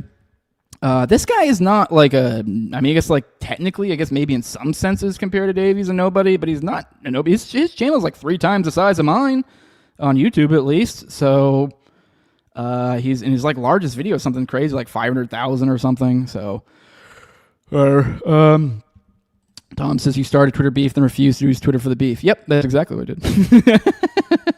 Although, to be fair, like, I didn't expect him to come in so hot. I mean, so it was like, as soon as he was like, clearly could tell he's being emotional, I'm like, no, I'm not arguing with you on Twitter. I mean, maybe if it had been pretty chill, or maybe if you like DM, or I don't know, maybe there'd been another way to do it. I'll be honest, I never really wanted. The way I use Twitter is sparingly. I barely use it these days. So I also am like, I don't want to spend my whole the next 24 hours arguing with everyone and their mother about Dave Smith. So I was just like, I will talk about this on the podcast, and then I just kind of memed on some people. Honestly, also, too, the other thing is, like, my phone sucks balls. Like, unless I go on desktop, like if I have some crazy Twitter moment happening, it doesn't work on my phone. It's just done. It's done. As soon as Dave replied, the next 2 days were like my phone was just fucked. Just like you may as well just not even use Twitter on my phone. So that too, I literally got to the point where I had to put like anything longer than like a sentence, I would have to like put in Notepad because the Twitter would crash, and then I would have to copy and paste it real quick and send it. Like that's what I'm dealing with. So I also have that. So it's just like it wasn't fruitful. I just couldn't even do it. I have other shit to do. And I'm not going to lie. There is a tiny, tiny, tiny part of me, that little evil Batman in the back of my head that went, oh, here he is coming in hot. Well, it's kind of like, well, I'm going to give him a big old fucking leg kick really fucking hard and make him a little bit wobbly. So there was one small part of me that was like, for one, I really, really was like, I don't want to do this. But I was also like, I'll throw a little ego check in there. I'm not going to lie. I'm sorry. That's a petty part of me. But once again, to this, like, well, you had to interpret it that way. And if anything, then if you take the bait, then it's like, well, then you're just showing the ego thing. So, like, yeah, I'm not going to lie. I did sort of bait him a little bit with that, somewhat intentionally. But hey, you fall for you play some bait and you fall for the trap. I mean, especially with very obvious bait. Yeah, like, hey, whatever. Sorry. But yeah. But yeah, good on you for getting at it. Yeah. Let me see. I'm scrolling through. Is there anything else to say there? Did Dave try to sell your wife's phone book? No, it's not cool. Aggressively agreeing.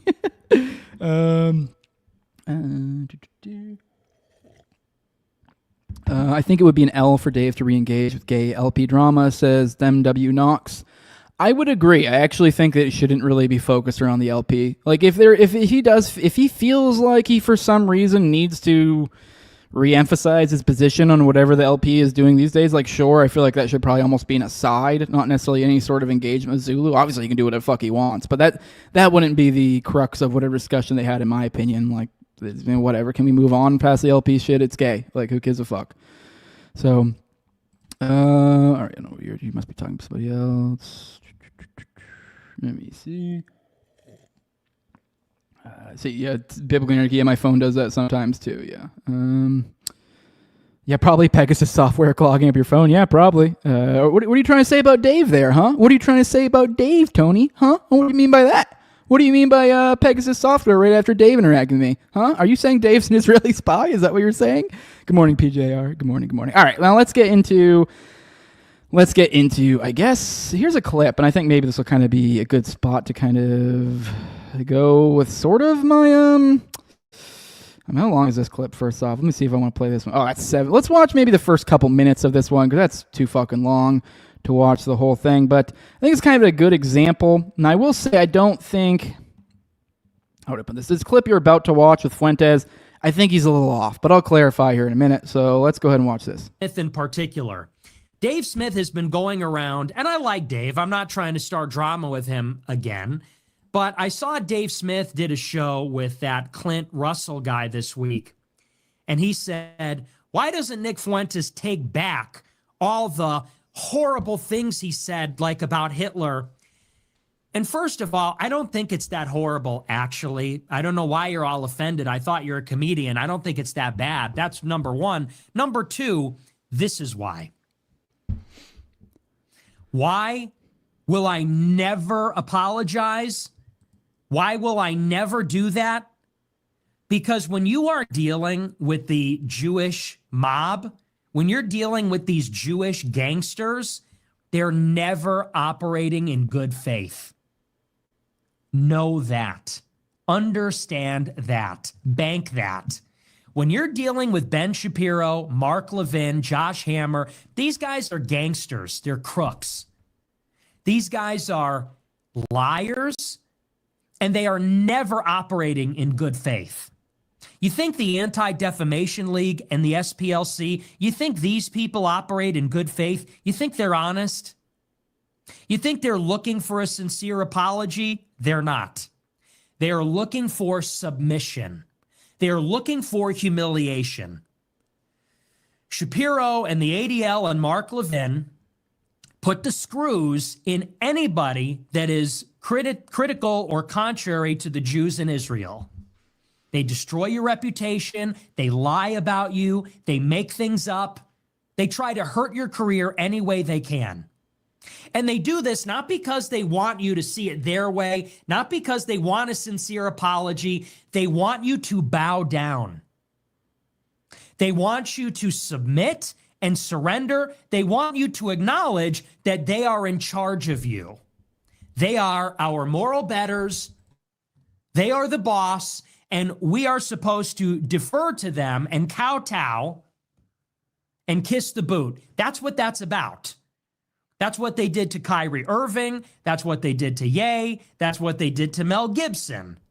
That's what they do to everybody. Give us $1 million to the ADL, and we want an apology and a book report from the Holocaust Museum. This is why I will never apologize. This is why you should never apologize. Because these people hate you. They hate you. They don't care about your well-being. And they're not looking for an apology. They're looking for submission. And I will not give that to them. I would rather die. And that's the difference. Kevin Roberts gave them an apology. All right, and I think that most of this is kind of ranting about the Kevin Roberts thing, which we haven't covered on this show. I think we may have covered the initial... Maybe not. It was that one guy, was it Heritage Foundation or whatever, who was like a sponsor of Tucker, that they started going after his sponsors, under the Semites or whatever the fuck, one of his sponsors.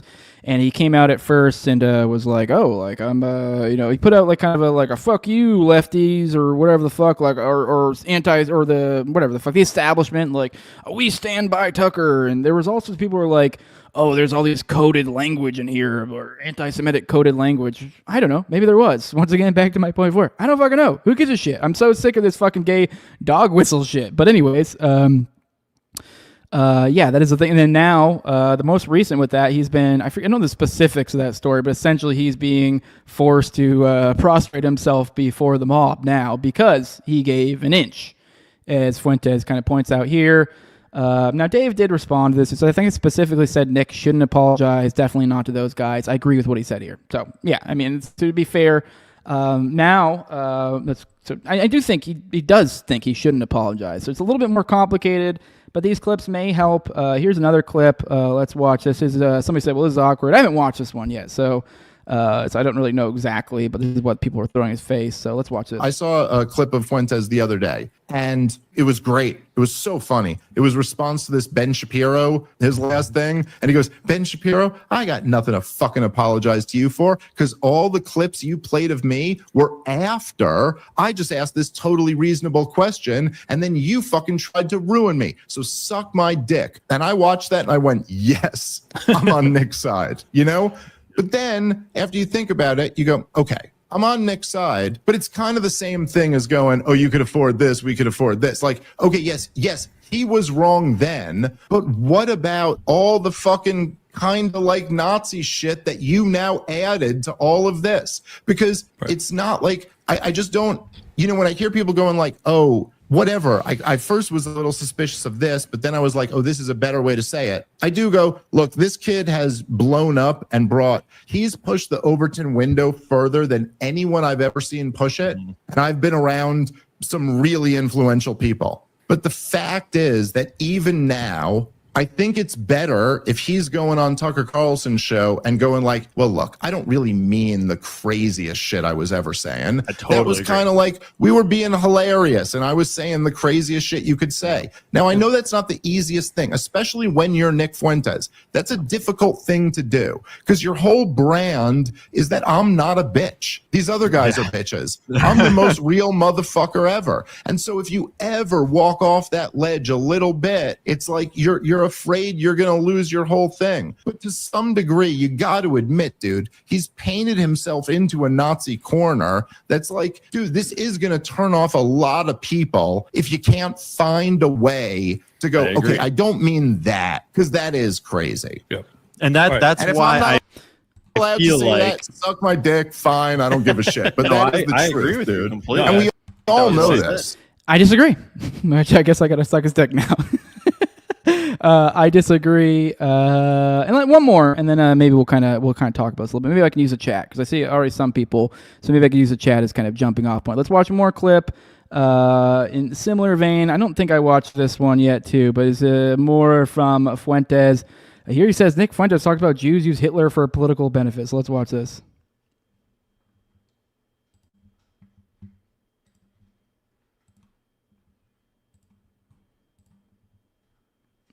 Sorry, it is pretty. If it's too quiet, let me know. It is pretty quiet now. I'm noticing it.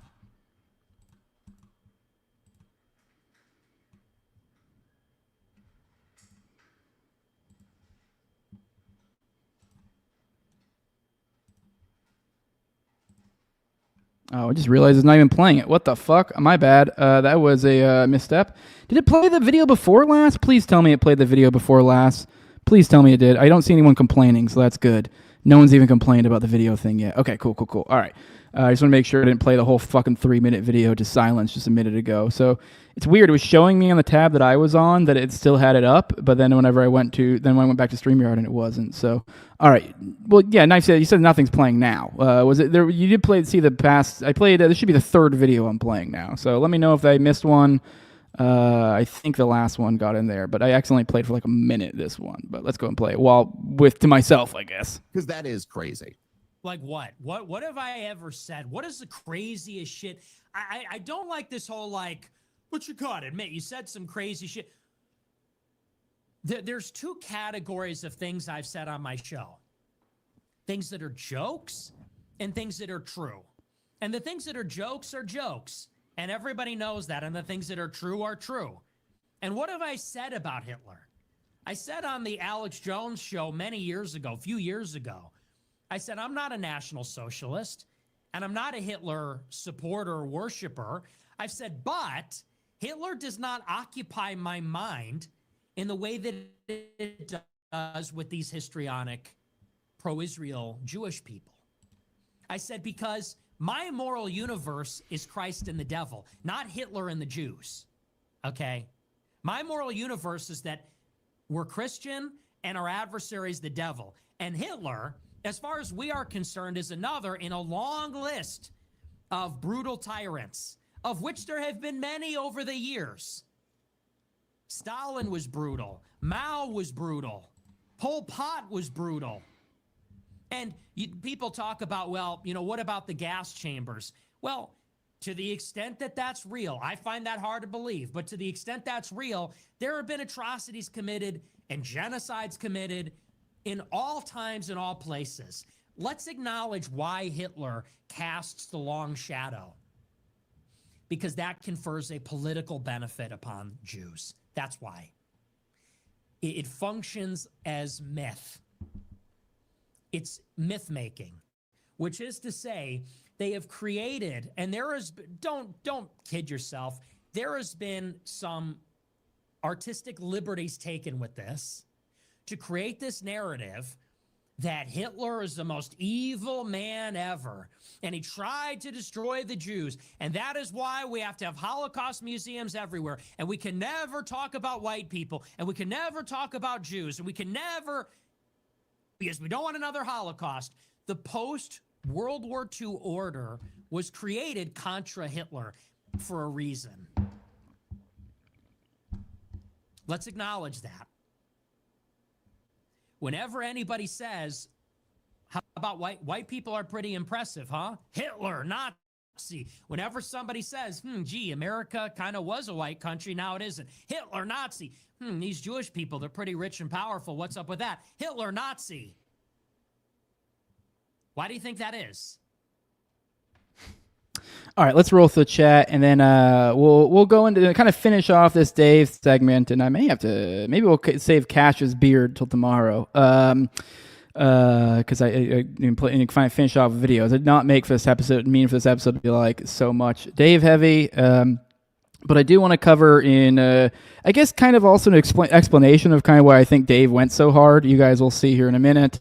And kind of like, be a little more understandable, and you're like, I get where he's coming from a little bit more. Like, for those who don't. And I'll kind of come to, I believe, likely his aid, perhaps? I haven't checked these clips and stuff, but apparently One of the things that came out of this video was what looks like to be a pretty goddamn disingenuous smear attempt on Dave. So we'll kind of cover that and break it down. But let's go ahead and talk about what is this kind of becomes my analysis. And then we'll kind of, I guess, kind of maybe then go into the weird shit that came out of the Zulu analysis, particularly the Foe and Jack smear that's going on.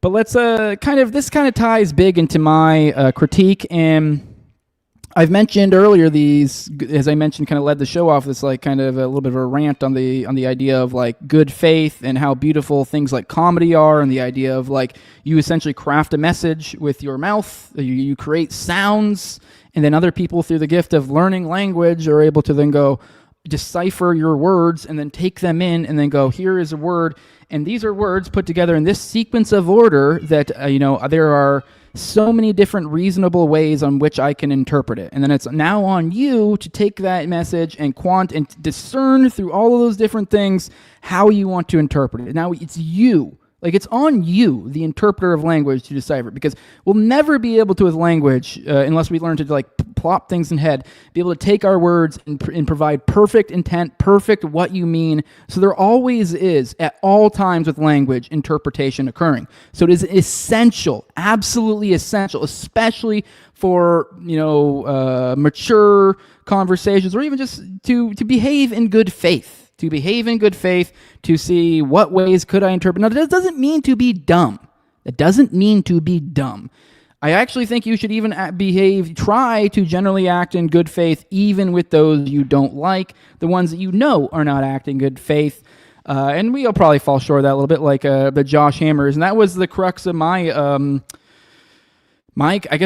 complaint with Dave a while back. It was a minor one. I mentioned when he leaned really hard into the whole, like, what did he use? Neutralized? Or what was the word he used? He used some word that's like a...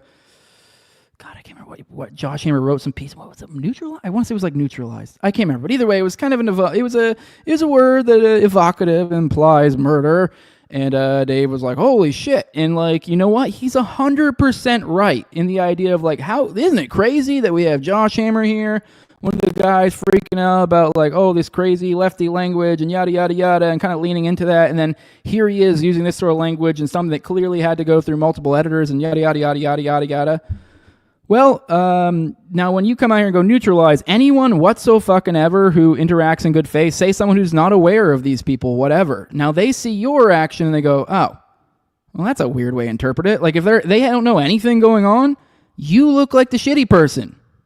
Which luckily that became a nothing. Like I was a little bit worried they would jump on. It was kind of a nothing to begin with, but the Zionists can't help themselves. They immediately did 20 other retarded things and weren't even able to realize the small misstep that their enemy made. That they're like, oh, I could have capitalized on that. Nah, not really. You didn't do a good job.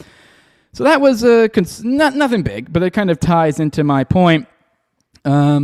But yeah, here you go. Biblical Anarchy says, this was stupid. Dave wasn't saying apologize Shapiro them. He was saying he won't attract as many people if he lets himself get painted as a Nazi because he doesn't use any discernment. Now, to my point, this good faith thing, I don't think it fucking matters. Fuck discernment. Discernment can suck my dick. Like, okay, to some degree, like, yeah, I mean, obviously, if you're talking to Meemaw, like, you probably don't be, like, using the same sort of language you use with your boys in the group chat. Like, no shit. But at the end of the day, like, if you are a podcaster, if you are whatever, I mean, like, obviously, I think what it comes down is being authentic to yourself. That's what's going to be important. Obviously, your views will matter as well. But, I mean, as long as you're, like, saying what you believe, I think discernment can suck a dick. Like, because it's not on, like, to some degree, I guess you can say it's obviously on me to choose my language or whatever the fuck.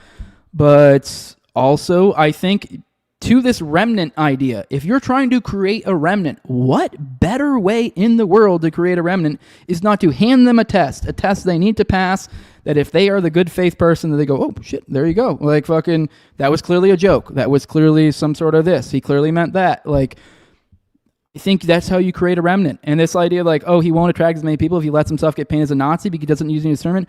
We are talking about Nick fucking Fuentes. He is the fucking largest name there is right now on the as an influencer, aside from maybe, I guess, yeah, Candace is technically big, but like he is in the top by 3 or 5. Like he's up there. So I mean, yeah, maybe you could come up with other reasons why that's the case, but and you know who else is up there? Maybe not obviously not top 5. I don't know. Does Dave crack top 10? I mean, he's pretty high. I mean, he's doing pretty good influence-wise. But, like, anyways, you know who else has had, like, a whirlwind the past few years and also leans very much into this dynamic? Dave Smith. He's an offensive comedian. He's well known for Legion of Skanks. He always likes to apply a little bit of humor. Sometimes he'll apply a little bit of offensive stuff. And yeah, he doesn't go as far, and that's fine. No one's asking him to go as far. But if you have other people going further, I don't know. It kind of looks a little weird. I'll be completely honest, and I don't know. And then another example, and it's kind of to this overarching point. And the good faith thing. I really don't. I'll be honest. I'm kind of. I was really pretty irritated with how he's referenced the Toad situation multiple times. For those who aren't aware, Toad did a ukulele cover of Nigga Heil Hitler, and he got fired from his job as a coder at some nerd fag place. And then Dave Smith has gone on multiple shows with large people, and then kind of used it as an example of how, like, kind of to this point, this idea of like. Kind of this dynamic we're talking about with Fuentes, this idea of like this almost this moderating something. It's like, oh, well, isn't it reasonable? Like, don't you get it? Like, certain businesses would be reasonable. And like, you know what? I'm an ANCAP here. I think any business should be able to fire you for any reason they want. I mean, unless you have like a contract or something. Yeah, I mean, like it's a voluntary agreement. But I don't know. I do find it particularly gross when someone gets fired for something that was very obviously a joke. For anyone who interprets that with good faith, obviously a joke. Many people don't like Toad, and that's fine. But he clearly does not literally believe in heiling Hitler. He will tell you he doesn't believe it. Like, he's that 100%. If you read the words of Kanye's song, it's very clear the sentiment within there is, you told me I can't say shit, you told me this, you told me that, well, fuck you, nigga, Heil Hitler. It's like, if you have good faith, it doesn't take a genius to go, this is a fucking joke. So for then someone to come out and go, you know, that like who has no stake in this business whatsoever, and to use that as an example, it just kind of feels weird. Especially someone who brands himself as an offensive comedian, and I do feel like it kind of ties into all this stuff. And then on top of all that, I think it's, and then also kind of even grosser than like, then you don't mention his name. Like, frankly, it's just not, I don't know. If you're going to mention it, say his name at least, so at least you can get some shine off of it. But like, I don't know. I thought that was kind of weird, and it's kind of in this similar dynamic. So, then also kind of another example of this, for those who recall, in the political sphere, there was also the LP&H thing, to which Dave had the same intuition. Now, to be very clear, Dave is not saying apologize to these people. He's 100%. So I do think Nick got that wrong. He's off a little bit. I don't think he really probably watched all the stuff Dave did. He probably was hearing a lot of this stuff being filtered through his crowd. So he is kind of taking more of an extreme position, as if like Dave was trying to get him to apologize. I don't think Dave's trying to get him to apologize. I think God, I can't think of Jacob right here. I think he's correct. I do think this is more close to Dave's position. I just think Dave is 100% wrong.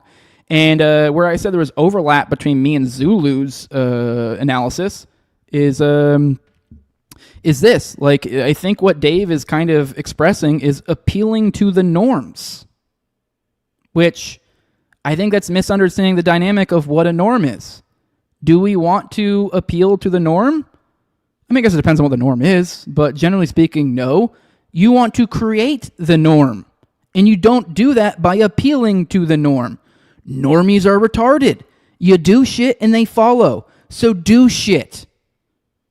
It's really that simple, in my opinion. And at the end of the day, the ones who, will fall away to the wayside by time because they misunderstand this or they misunderstand that, well, they weren't good faith actors. Maybe they one day will rise to the cause. But they weren't. They were either not good faith actors, they hadn't developed their skills appropriately for such, or whatever different reason, but they're just not up to snuff. And you can easily cast them aside. Now, the funny thing is, I do think maybe perhaps this intuition was maybe born out of political thinking, because I do think that is a dynamic that presents itself in the political world. You see these movements who start off as radical and wild, and then they're pushing barriers, and then by the time they start to get power, then they start to. It seems like the bureaucratic, thing, the center, like the party or whatever, then kind of pulls it back in. Once you're like, you got that energy out of the thing, you pull it in.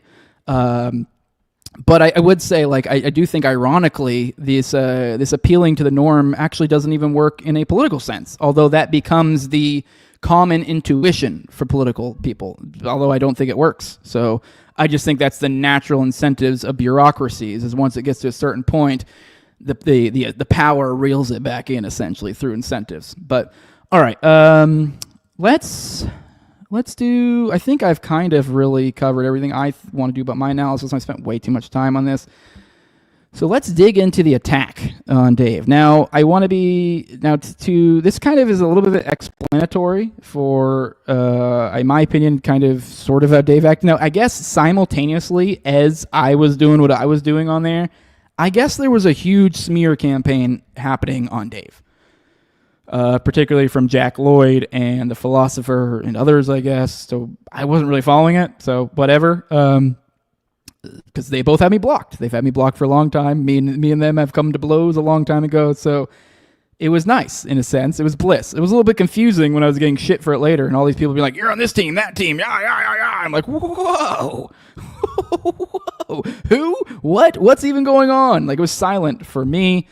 But he was dealing with this shit, so let's kind of crack into this a little bit. It strikes me as pretty disingenuous on its face, but here's one of the homies. Says, "It's all day, every day, dude. Never stops. Dave Smith, what did you do?" He tags me, and here's some examples of what we're talking about. Here's Jack Lloyd. He says, "A lot of people seem to not really understand Dave Smith's threatening words against my wife. I decided to make an analogous example using Tom Woods so people can see what he did with her." And he created a meme, says, "Logical deduction from syllogism." And he says, Tom Woods, he shows a picture, I mean, whatever, it's a meme, says, something is as bad, if not worse, than communism. And then it says, "Communism's so bad that it's worth fighting even to death." And he goes, "Therefore," and so you guys will see what we're going to do here in a second. And here's more from Jack. But anyways, his toxic evil people out themselves quickly and help us clean up. But anyways, he's just kind of being a retard. I guess this has happened on Facebook. He's going after Tom Woods and others. All right, let's see. What is it exactly that he said? Here is the Philosopher, Jack Lloyd's wife, the libertarian Zionist Fang Fang. Let's see the clip that everyone's so worked up about, and then we'll go from there. Don't take it back. To me, that's as bad. And look, to be clear, when I said to that faux lady that you're as bad as a commie or a Nazi, I'm saying you're as bad as someone in America today who's a Nazi or a commie. Calling you a commie or a Nazi is the nicest thing I could say. What I actually would say, I feel uncomfortable saying on a podcast, on air. Don't let the Christian titles fool you, Dave. Go ahead, go on. Well, look, I'll just say this, and I mean this. There are some things worth killing people over. And there are some things worth dying over. There are some things worth dying in order to have a chance to kill someone over. And for me, that's it. So you guys heard it here. Dave is willing to die to murder folk. Whatever. Let's keep moving. Here's Zachariah. Good follow. Let me see. Sorry, it's hard to navigate with these blocks because I got to like go through and unblock and just really. Oh, man, don't let me see the top thing, you piece of shit. Whatever. I think it might be Foe's tweet that I was just on. It's not letting me see the OP because I'm blocked. Unblock me, Foe, so I can more accurately shit on you, please, or more easily shit on you. That would be nice. But here, Zachariah says that's really not what he said. That clip is very deceptively edited. Do you want the actual clip, or do you not care about that? And maybe he was talking to Zulu at this point. Here's Zulu. He says, "I literally didn't cut anything from his segue between him talking about he called Foe as bad as a commie or a Nazi, and him saying that there are some things worth killing over." And he says, "You literally did, though. You can still think that you can still think what Dave said was wrong, but I don't know why lying helps anything, especially when people can just go see." Which I want to be very clear for all these people playing these stupid like side games, which is retarded. This Zachariah guy is actually like, I've talked to him, and he's actually more like kind of on like kind of my position is like, oh, there were some interesting points in that video. I think he's merited his debate with Dave. I think it looks wild, frankly, if Dave doesn't at this point. So that's the position he was coming from, and he was just being like, whoa, what the fuck is up with this video? So let's start this again. Or try to start. Look, to be clear, when I said when I said to that faux lady that you're as bad as a commie or a Nazi. I'm saying you're as bad as someone in America today who's a Nazi or a commie. Calling you a commie or a Nazi is the nicest thing I could say. What I actually would say, I feel uncomfortable saying on a podcast, on air. Don't let the Christian titles fool you, Dave. Go ahead. Go on. Well, look, I'll just say this, and I mean this. There are some things worth killing people over. All right, so that's a 33. Okay, let's finish this. And there are some things worth dying over. All right, let's go this one. And look. Yeah. All right, now here's a 2-minute clip of this. Let's see. You guys tell me if you think this changes the context. And look, to be clear, when I said to that faux lady that you're as bad as a commie or a Nazi, and maybe worse because you're rapping it in libertarian language, I don't mean to say she's as bad as a Nazi who in Nazi Germany who was putting a kid in a gas chamber, or a commie who was starving a Ukrainian to death. I'm saying you're as bad as someone in America today who's a Nazi or a commie. Like that, just to be clear. What she's advocating for is as evil. And look, just this is the thing when you have kids and you're not in the situation that they're in, is that when you have kids, you go like, you start to understand what it is. And you understand that other kids are as precious as yours. Like I understand that other kids are as precious as mine. I care about mine more, but I also understand that like your kids are as precious as mine are. And it's just this thing where you're like, oh, I know that seems shocking to some of you that I would say you're as bad as a commie or a Nazi or something. But like, if I was in that situation and I couldn't afford to do anything else, and I was making 30 grand a year and I needed my wife to work because I was only making that, luckily I'm not in that situation. But if I was, and I had to send my kids to public school, and you were advocating that crackheads be allowed to sit down next to them in the second grade, like if you were putting my kids in that situation, listen, let me tell you something. Calling you a commie or a Nazi is the nicest thing I could say. What I actually would say, I feel uncomfortable saying on a podcast, on air. Don't let the Christian titles fool you, Dave. Go ahead. Go on. Well, look, I'll just say this, and I mean this. There are some things worth killing people over, and there are some things worth dying over. All right, now to continue, there's discussion. Here's this section in question. You can see there are literally 0 cuts in the audio. It is uncut. For those watching, you can see some nerd shit here. I really don't even know what I'm looking at, so this may be useful for somebody, but whatever. I figured I'd just show it. Zachariah says, but there are edits in the video itself, though. The audio could be background music that is playing for all I know. I just posted the unedited part of the podcast next to the part from your video side by side. I don't know what to say. So I'm telling you the audio track was for the clip. I put the music in the third track down. You're evading. I posted the unedited part of the podcast straight up, which is a whole analogy in it that was cut out of the clip in your video. How am I possibly evading? He says, you were claiming they made cuts in the clip. I've proven they have not. That is a fact you're evading. But anyways, so whatever, you guys can decide whether he deceptively edited it or not. I don't know. We'll talk to, like I said, we'll talk to him tomorrow. Maybe that can settle some stuff. I don't know if that was necessarily his intent exactly. I think maybe he just may be saying I didn't deceptively edit it, and you can interpret that how you want. I don't really actually remember him in the video. I'm not going to go back to the video and be like, see if he led the audience one way or the other overtly.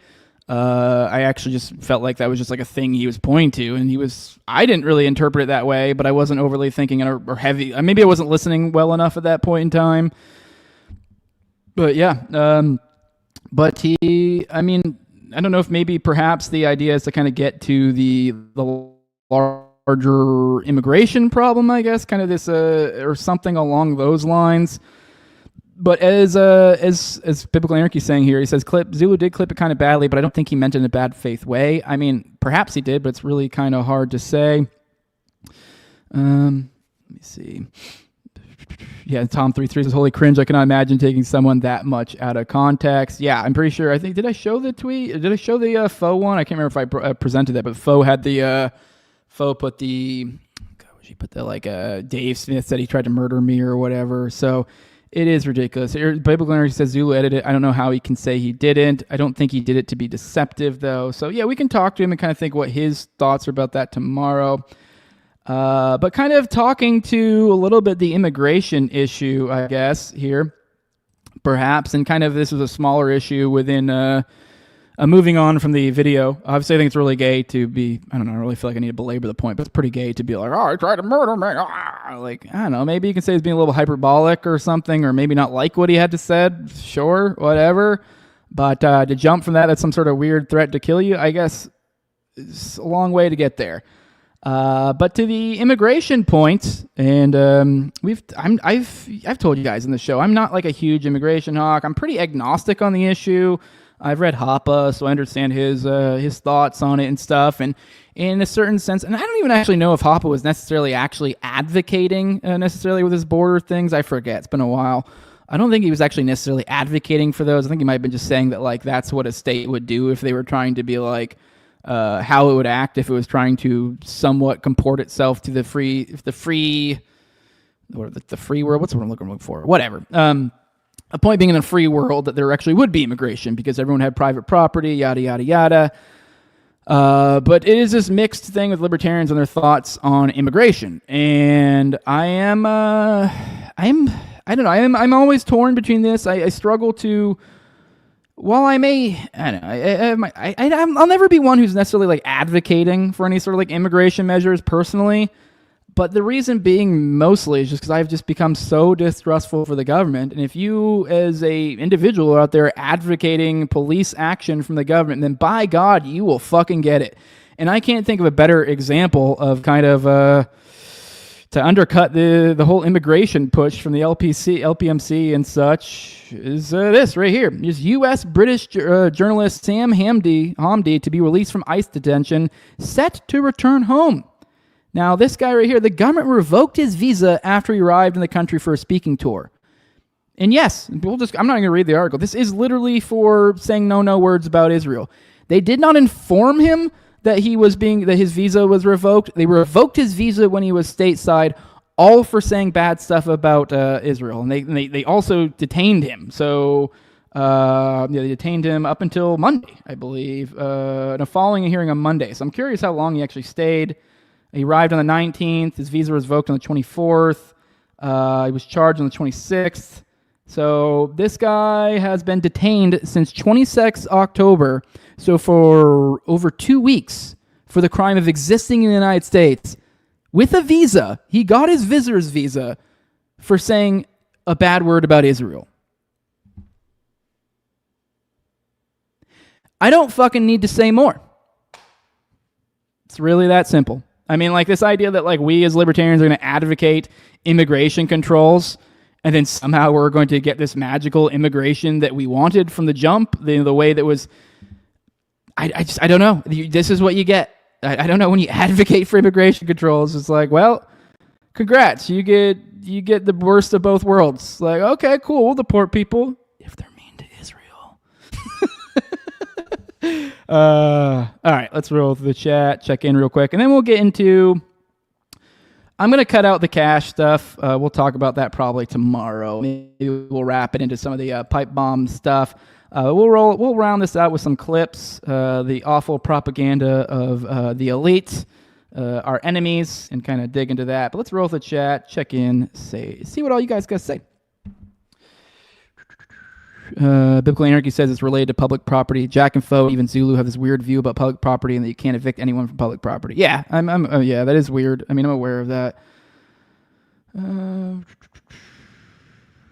Biblical Anarchy, I'm pretty much in agreement. Like, I don't like open borders, but also trying to ask the state to manage immigration is super gay and will backfire. Yeah, like it's obviously going to backfire.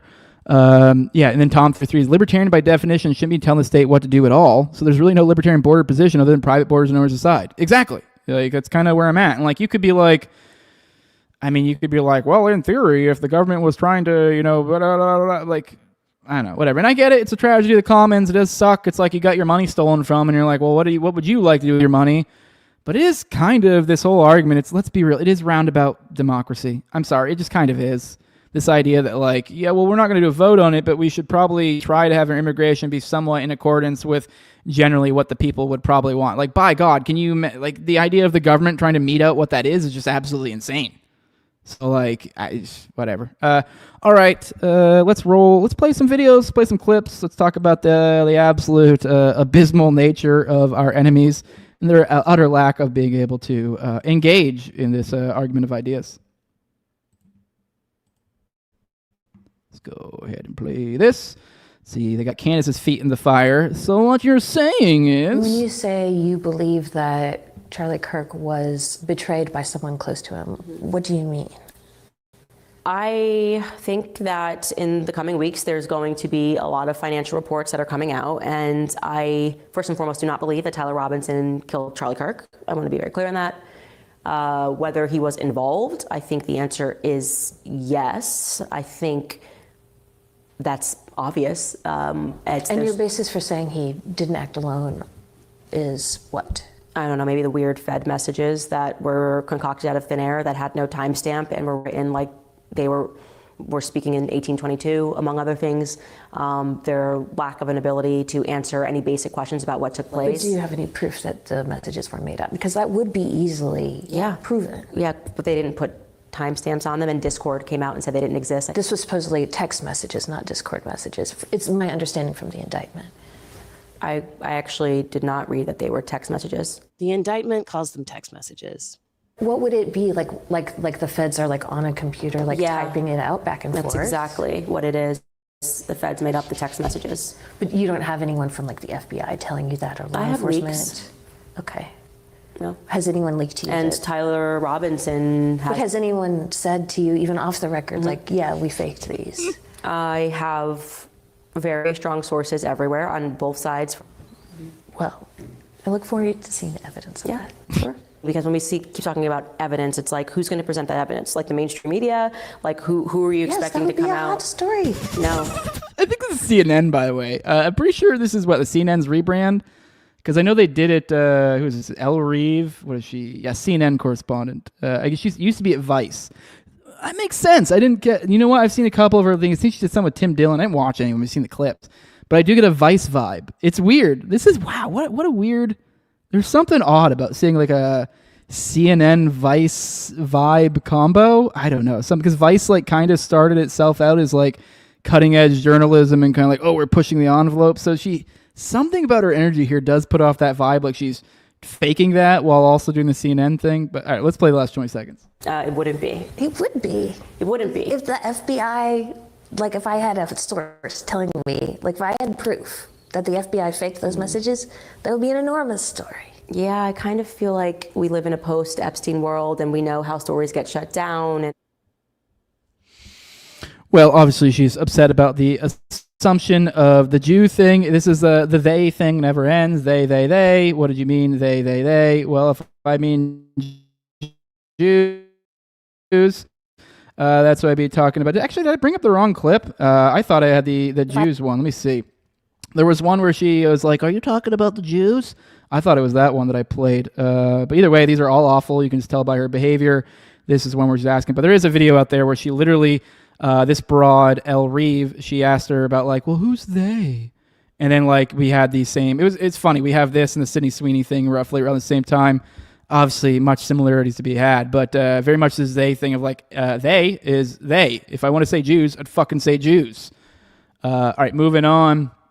Here's more shit she's getting. This Allie Beth Stuckley broad is coming after Candace. Now, to be fair, I have my concerns about some of this. I'm not. I've joked about the sources of the dream. We'll wait. It is some of this wait till and see, and I'm not jumping on all of it. But I do think the reactions have been pretty bizarre.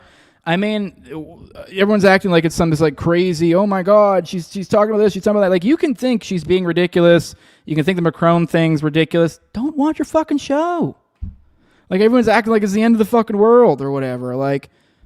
I don't know, some ladies being crazy. I mean, tale as old as time. Like, every now and then they're not so crazy. I mean, when they're not crazy, go, okay, there's some not crazy stuff. And I don't know, you point out when they're crazy, but acting like it's this, as this Allie Stuckley acts like, it's just a little bizarre. Let's watch this.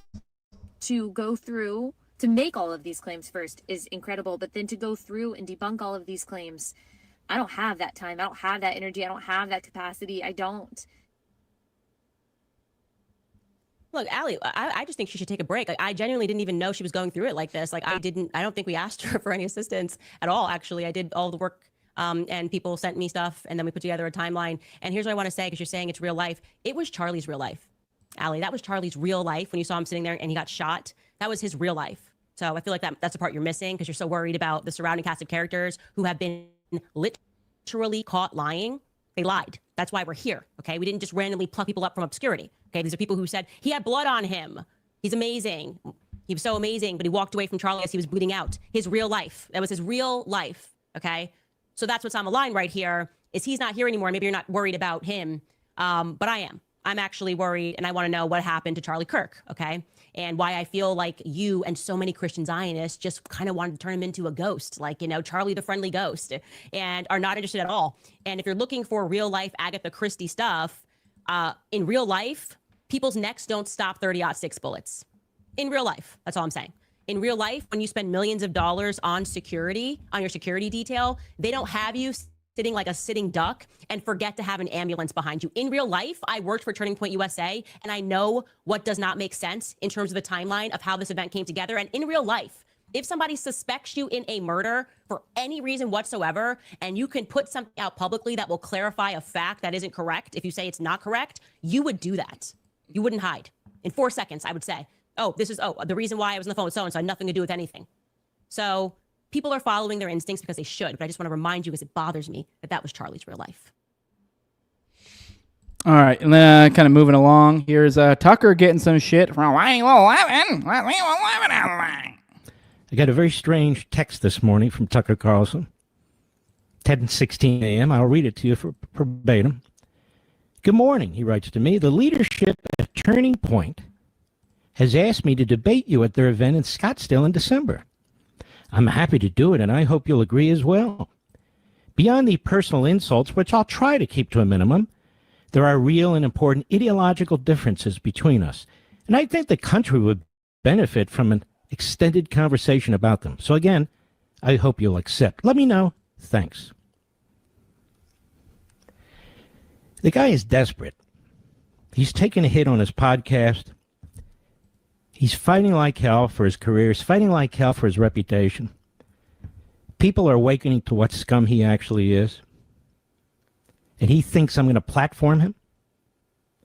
He thinks I'm going to help him kick up his podcast ratings. What would Charlie say? What would Rush say? What would any rational response? Here it is. I wrote him the following. My family and I want nothing to do with you. What you've become, your vile libels against my faith, millions of Christians, and in my view, what you seek to do to our country. There's nothing to debate. You're a Nazi promoter. You're the modern-day David Duke. I debate people with whom I disagree for a living. That's great. The video here for the audio people, they put the Charlie Kirk picture of him, and then next to it, the group chat where he says, leaving me no choice but to leave the pro-Israel cause. We're a lot smarter than you, but for whom I have...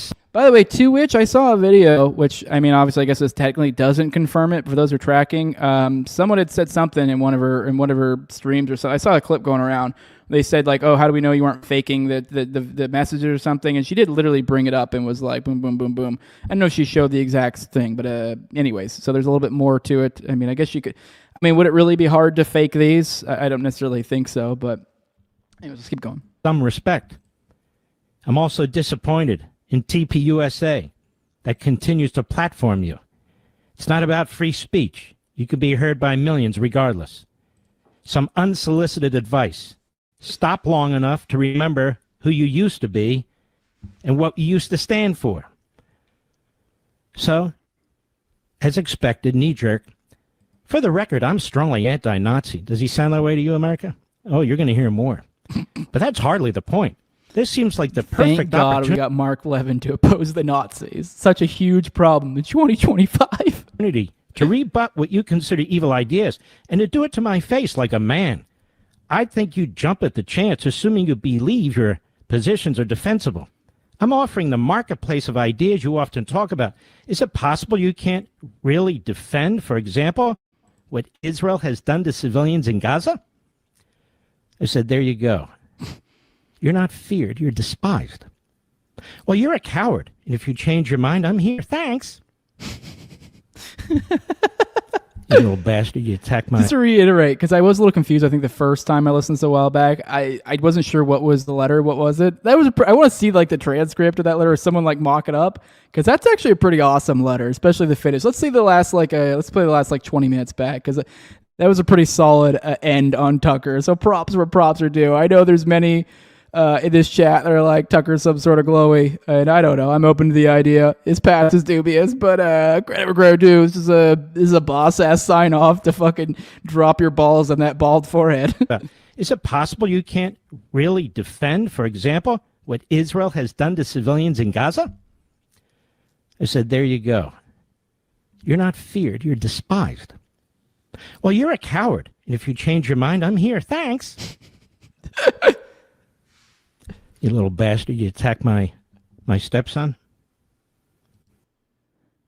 Wait, did he say something about his kid in there?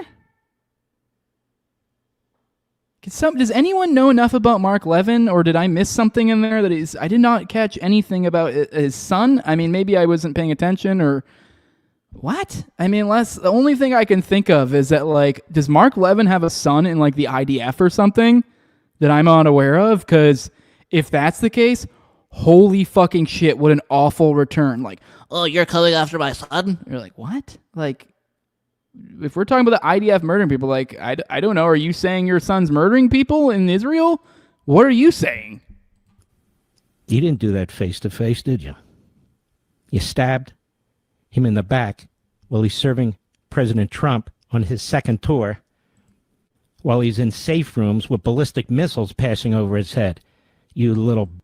Wait, so is he saying his son's in the U.S. military? Because if he has a son in the Israeli military, that would be absolutely insane.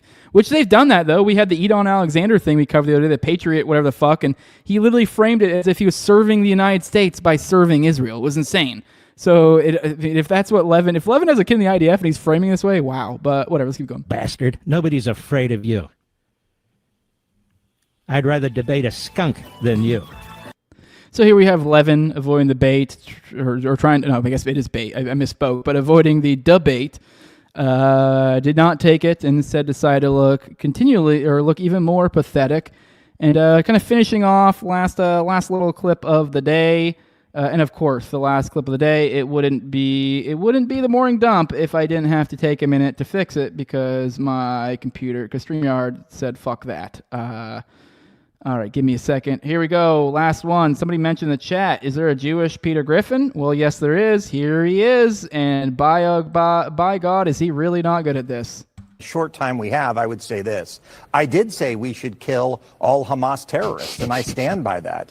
And what I laughed at was a fake picture that was sent to me where people tried to claim that Israel was killing babies, but what they sent me was a 10-year-old photograph of a baby being killed in Syria by Muslims. The point was, if this was real, you wouldn't have to generate fake pictures. But what I would say is, even if all of the things that he claims I did were true, to say that is worse than someone who said the Holocaust didn't happen, that women should be raped, that makes the most horrific thing, says the most horrific things about black people. When you will equate that and you'll say that's not that bad, we've got a real problem. I've said Tucker Carlson is the most dangerous anti-Semite in America, and I stand by.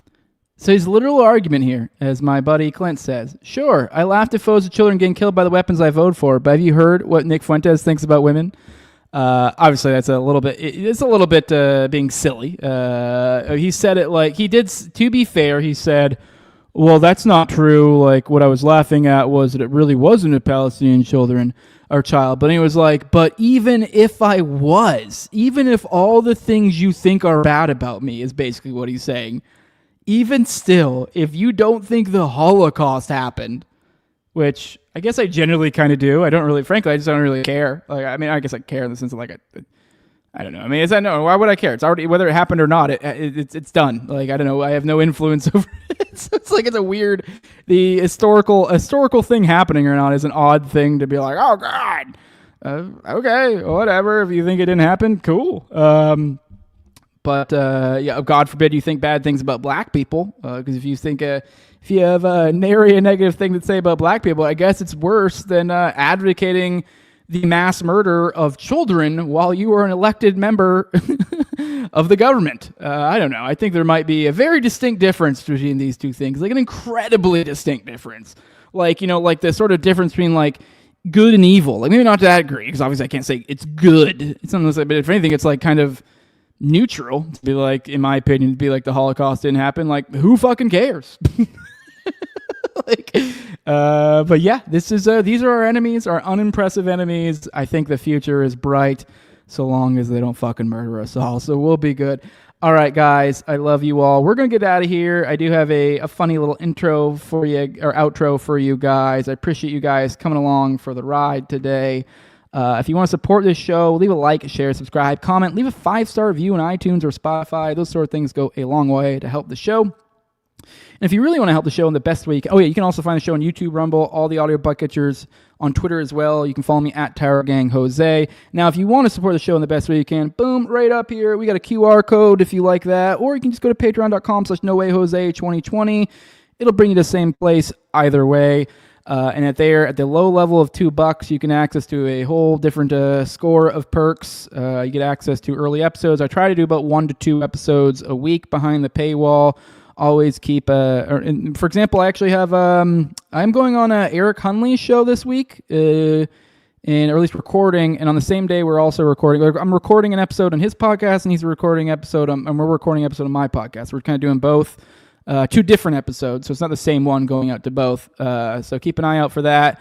That'll be behind the paywall, and then also I have tomorrow. Like I said, I have Zulu on the morning show tomorrow. I was mostly saying for the purposes of Patreon, if you want that Hunley episode.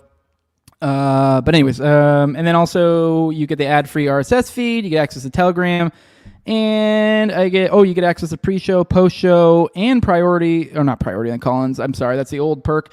And video calls on me and Austin's weekly live call-in show, Already Dead, which is tonight at 9:30 p.m. Eastern, Tuesdays. That's when it's at. It's our call-in show, our conspiracy call-in show hangout. But yeah, with that, guys. Oh, and the highest levels of my sponsors. I'll read them off every episode. It's a big thank you for their support. My previous co-host on Tower Gang, at Learn to Toad, also at Abrogate D's, at ZOVRICK, at _Infinite Zeal. Oh, by the way, I just remembered it has nothing to do with Toad being my sponsor. I forget he's even my sponsor, so that's not why I came to his defense. It's because he's my homie. At Abrogate D's, at ZOVRCK, at _Infinite Zeal, Tim Tuttle, at Jolin Klebold, big fan of the show, Torme, at Wayne Taculus, 1-800-CARS for kids, no free lunch, Jack, Mark, Vestibule, and now, as of today, the homie. We started podcasting together way back in the day. Go check out his podcast, the Biblical Anarchy Podcast, Jacob Winograd. You can follow him on Twitter as well. Good guy, good podcast, particularly if you're into like a religious, political philosophy, those sort of things. But with that, guys, we're going to get out of here. Love you all. I will see you tomorrow at 11 a.m. Eastern, roughly, to kind of see you out. Here's this funny little photo that I found while I was watching, not the Randy Fine video, but the one before that, the Levin video. This happened to pop up on my timeline, and I couldn't help but share it. Here's a beautiful picture of Louis J. Patel and his beautiful Dave Wilkins at their Patriot Awards dinner. And also, just kind of one last thing on your way out. I know we talked a little bit about Hoppe today, the renowned libertarian philosopher. But do you guys know that he has a PhD in pussy? I don't think you did. Listen. 50 years ago, I was also a Kant expert. I wrote my dissertation about Kant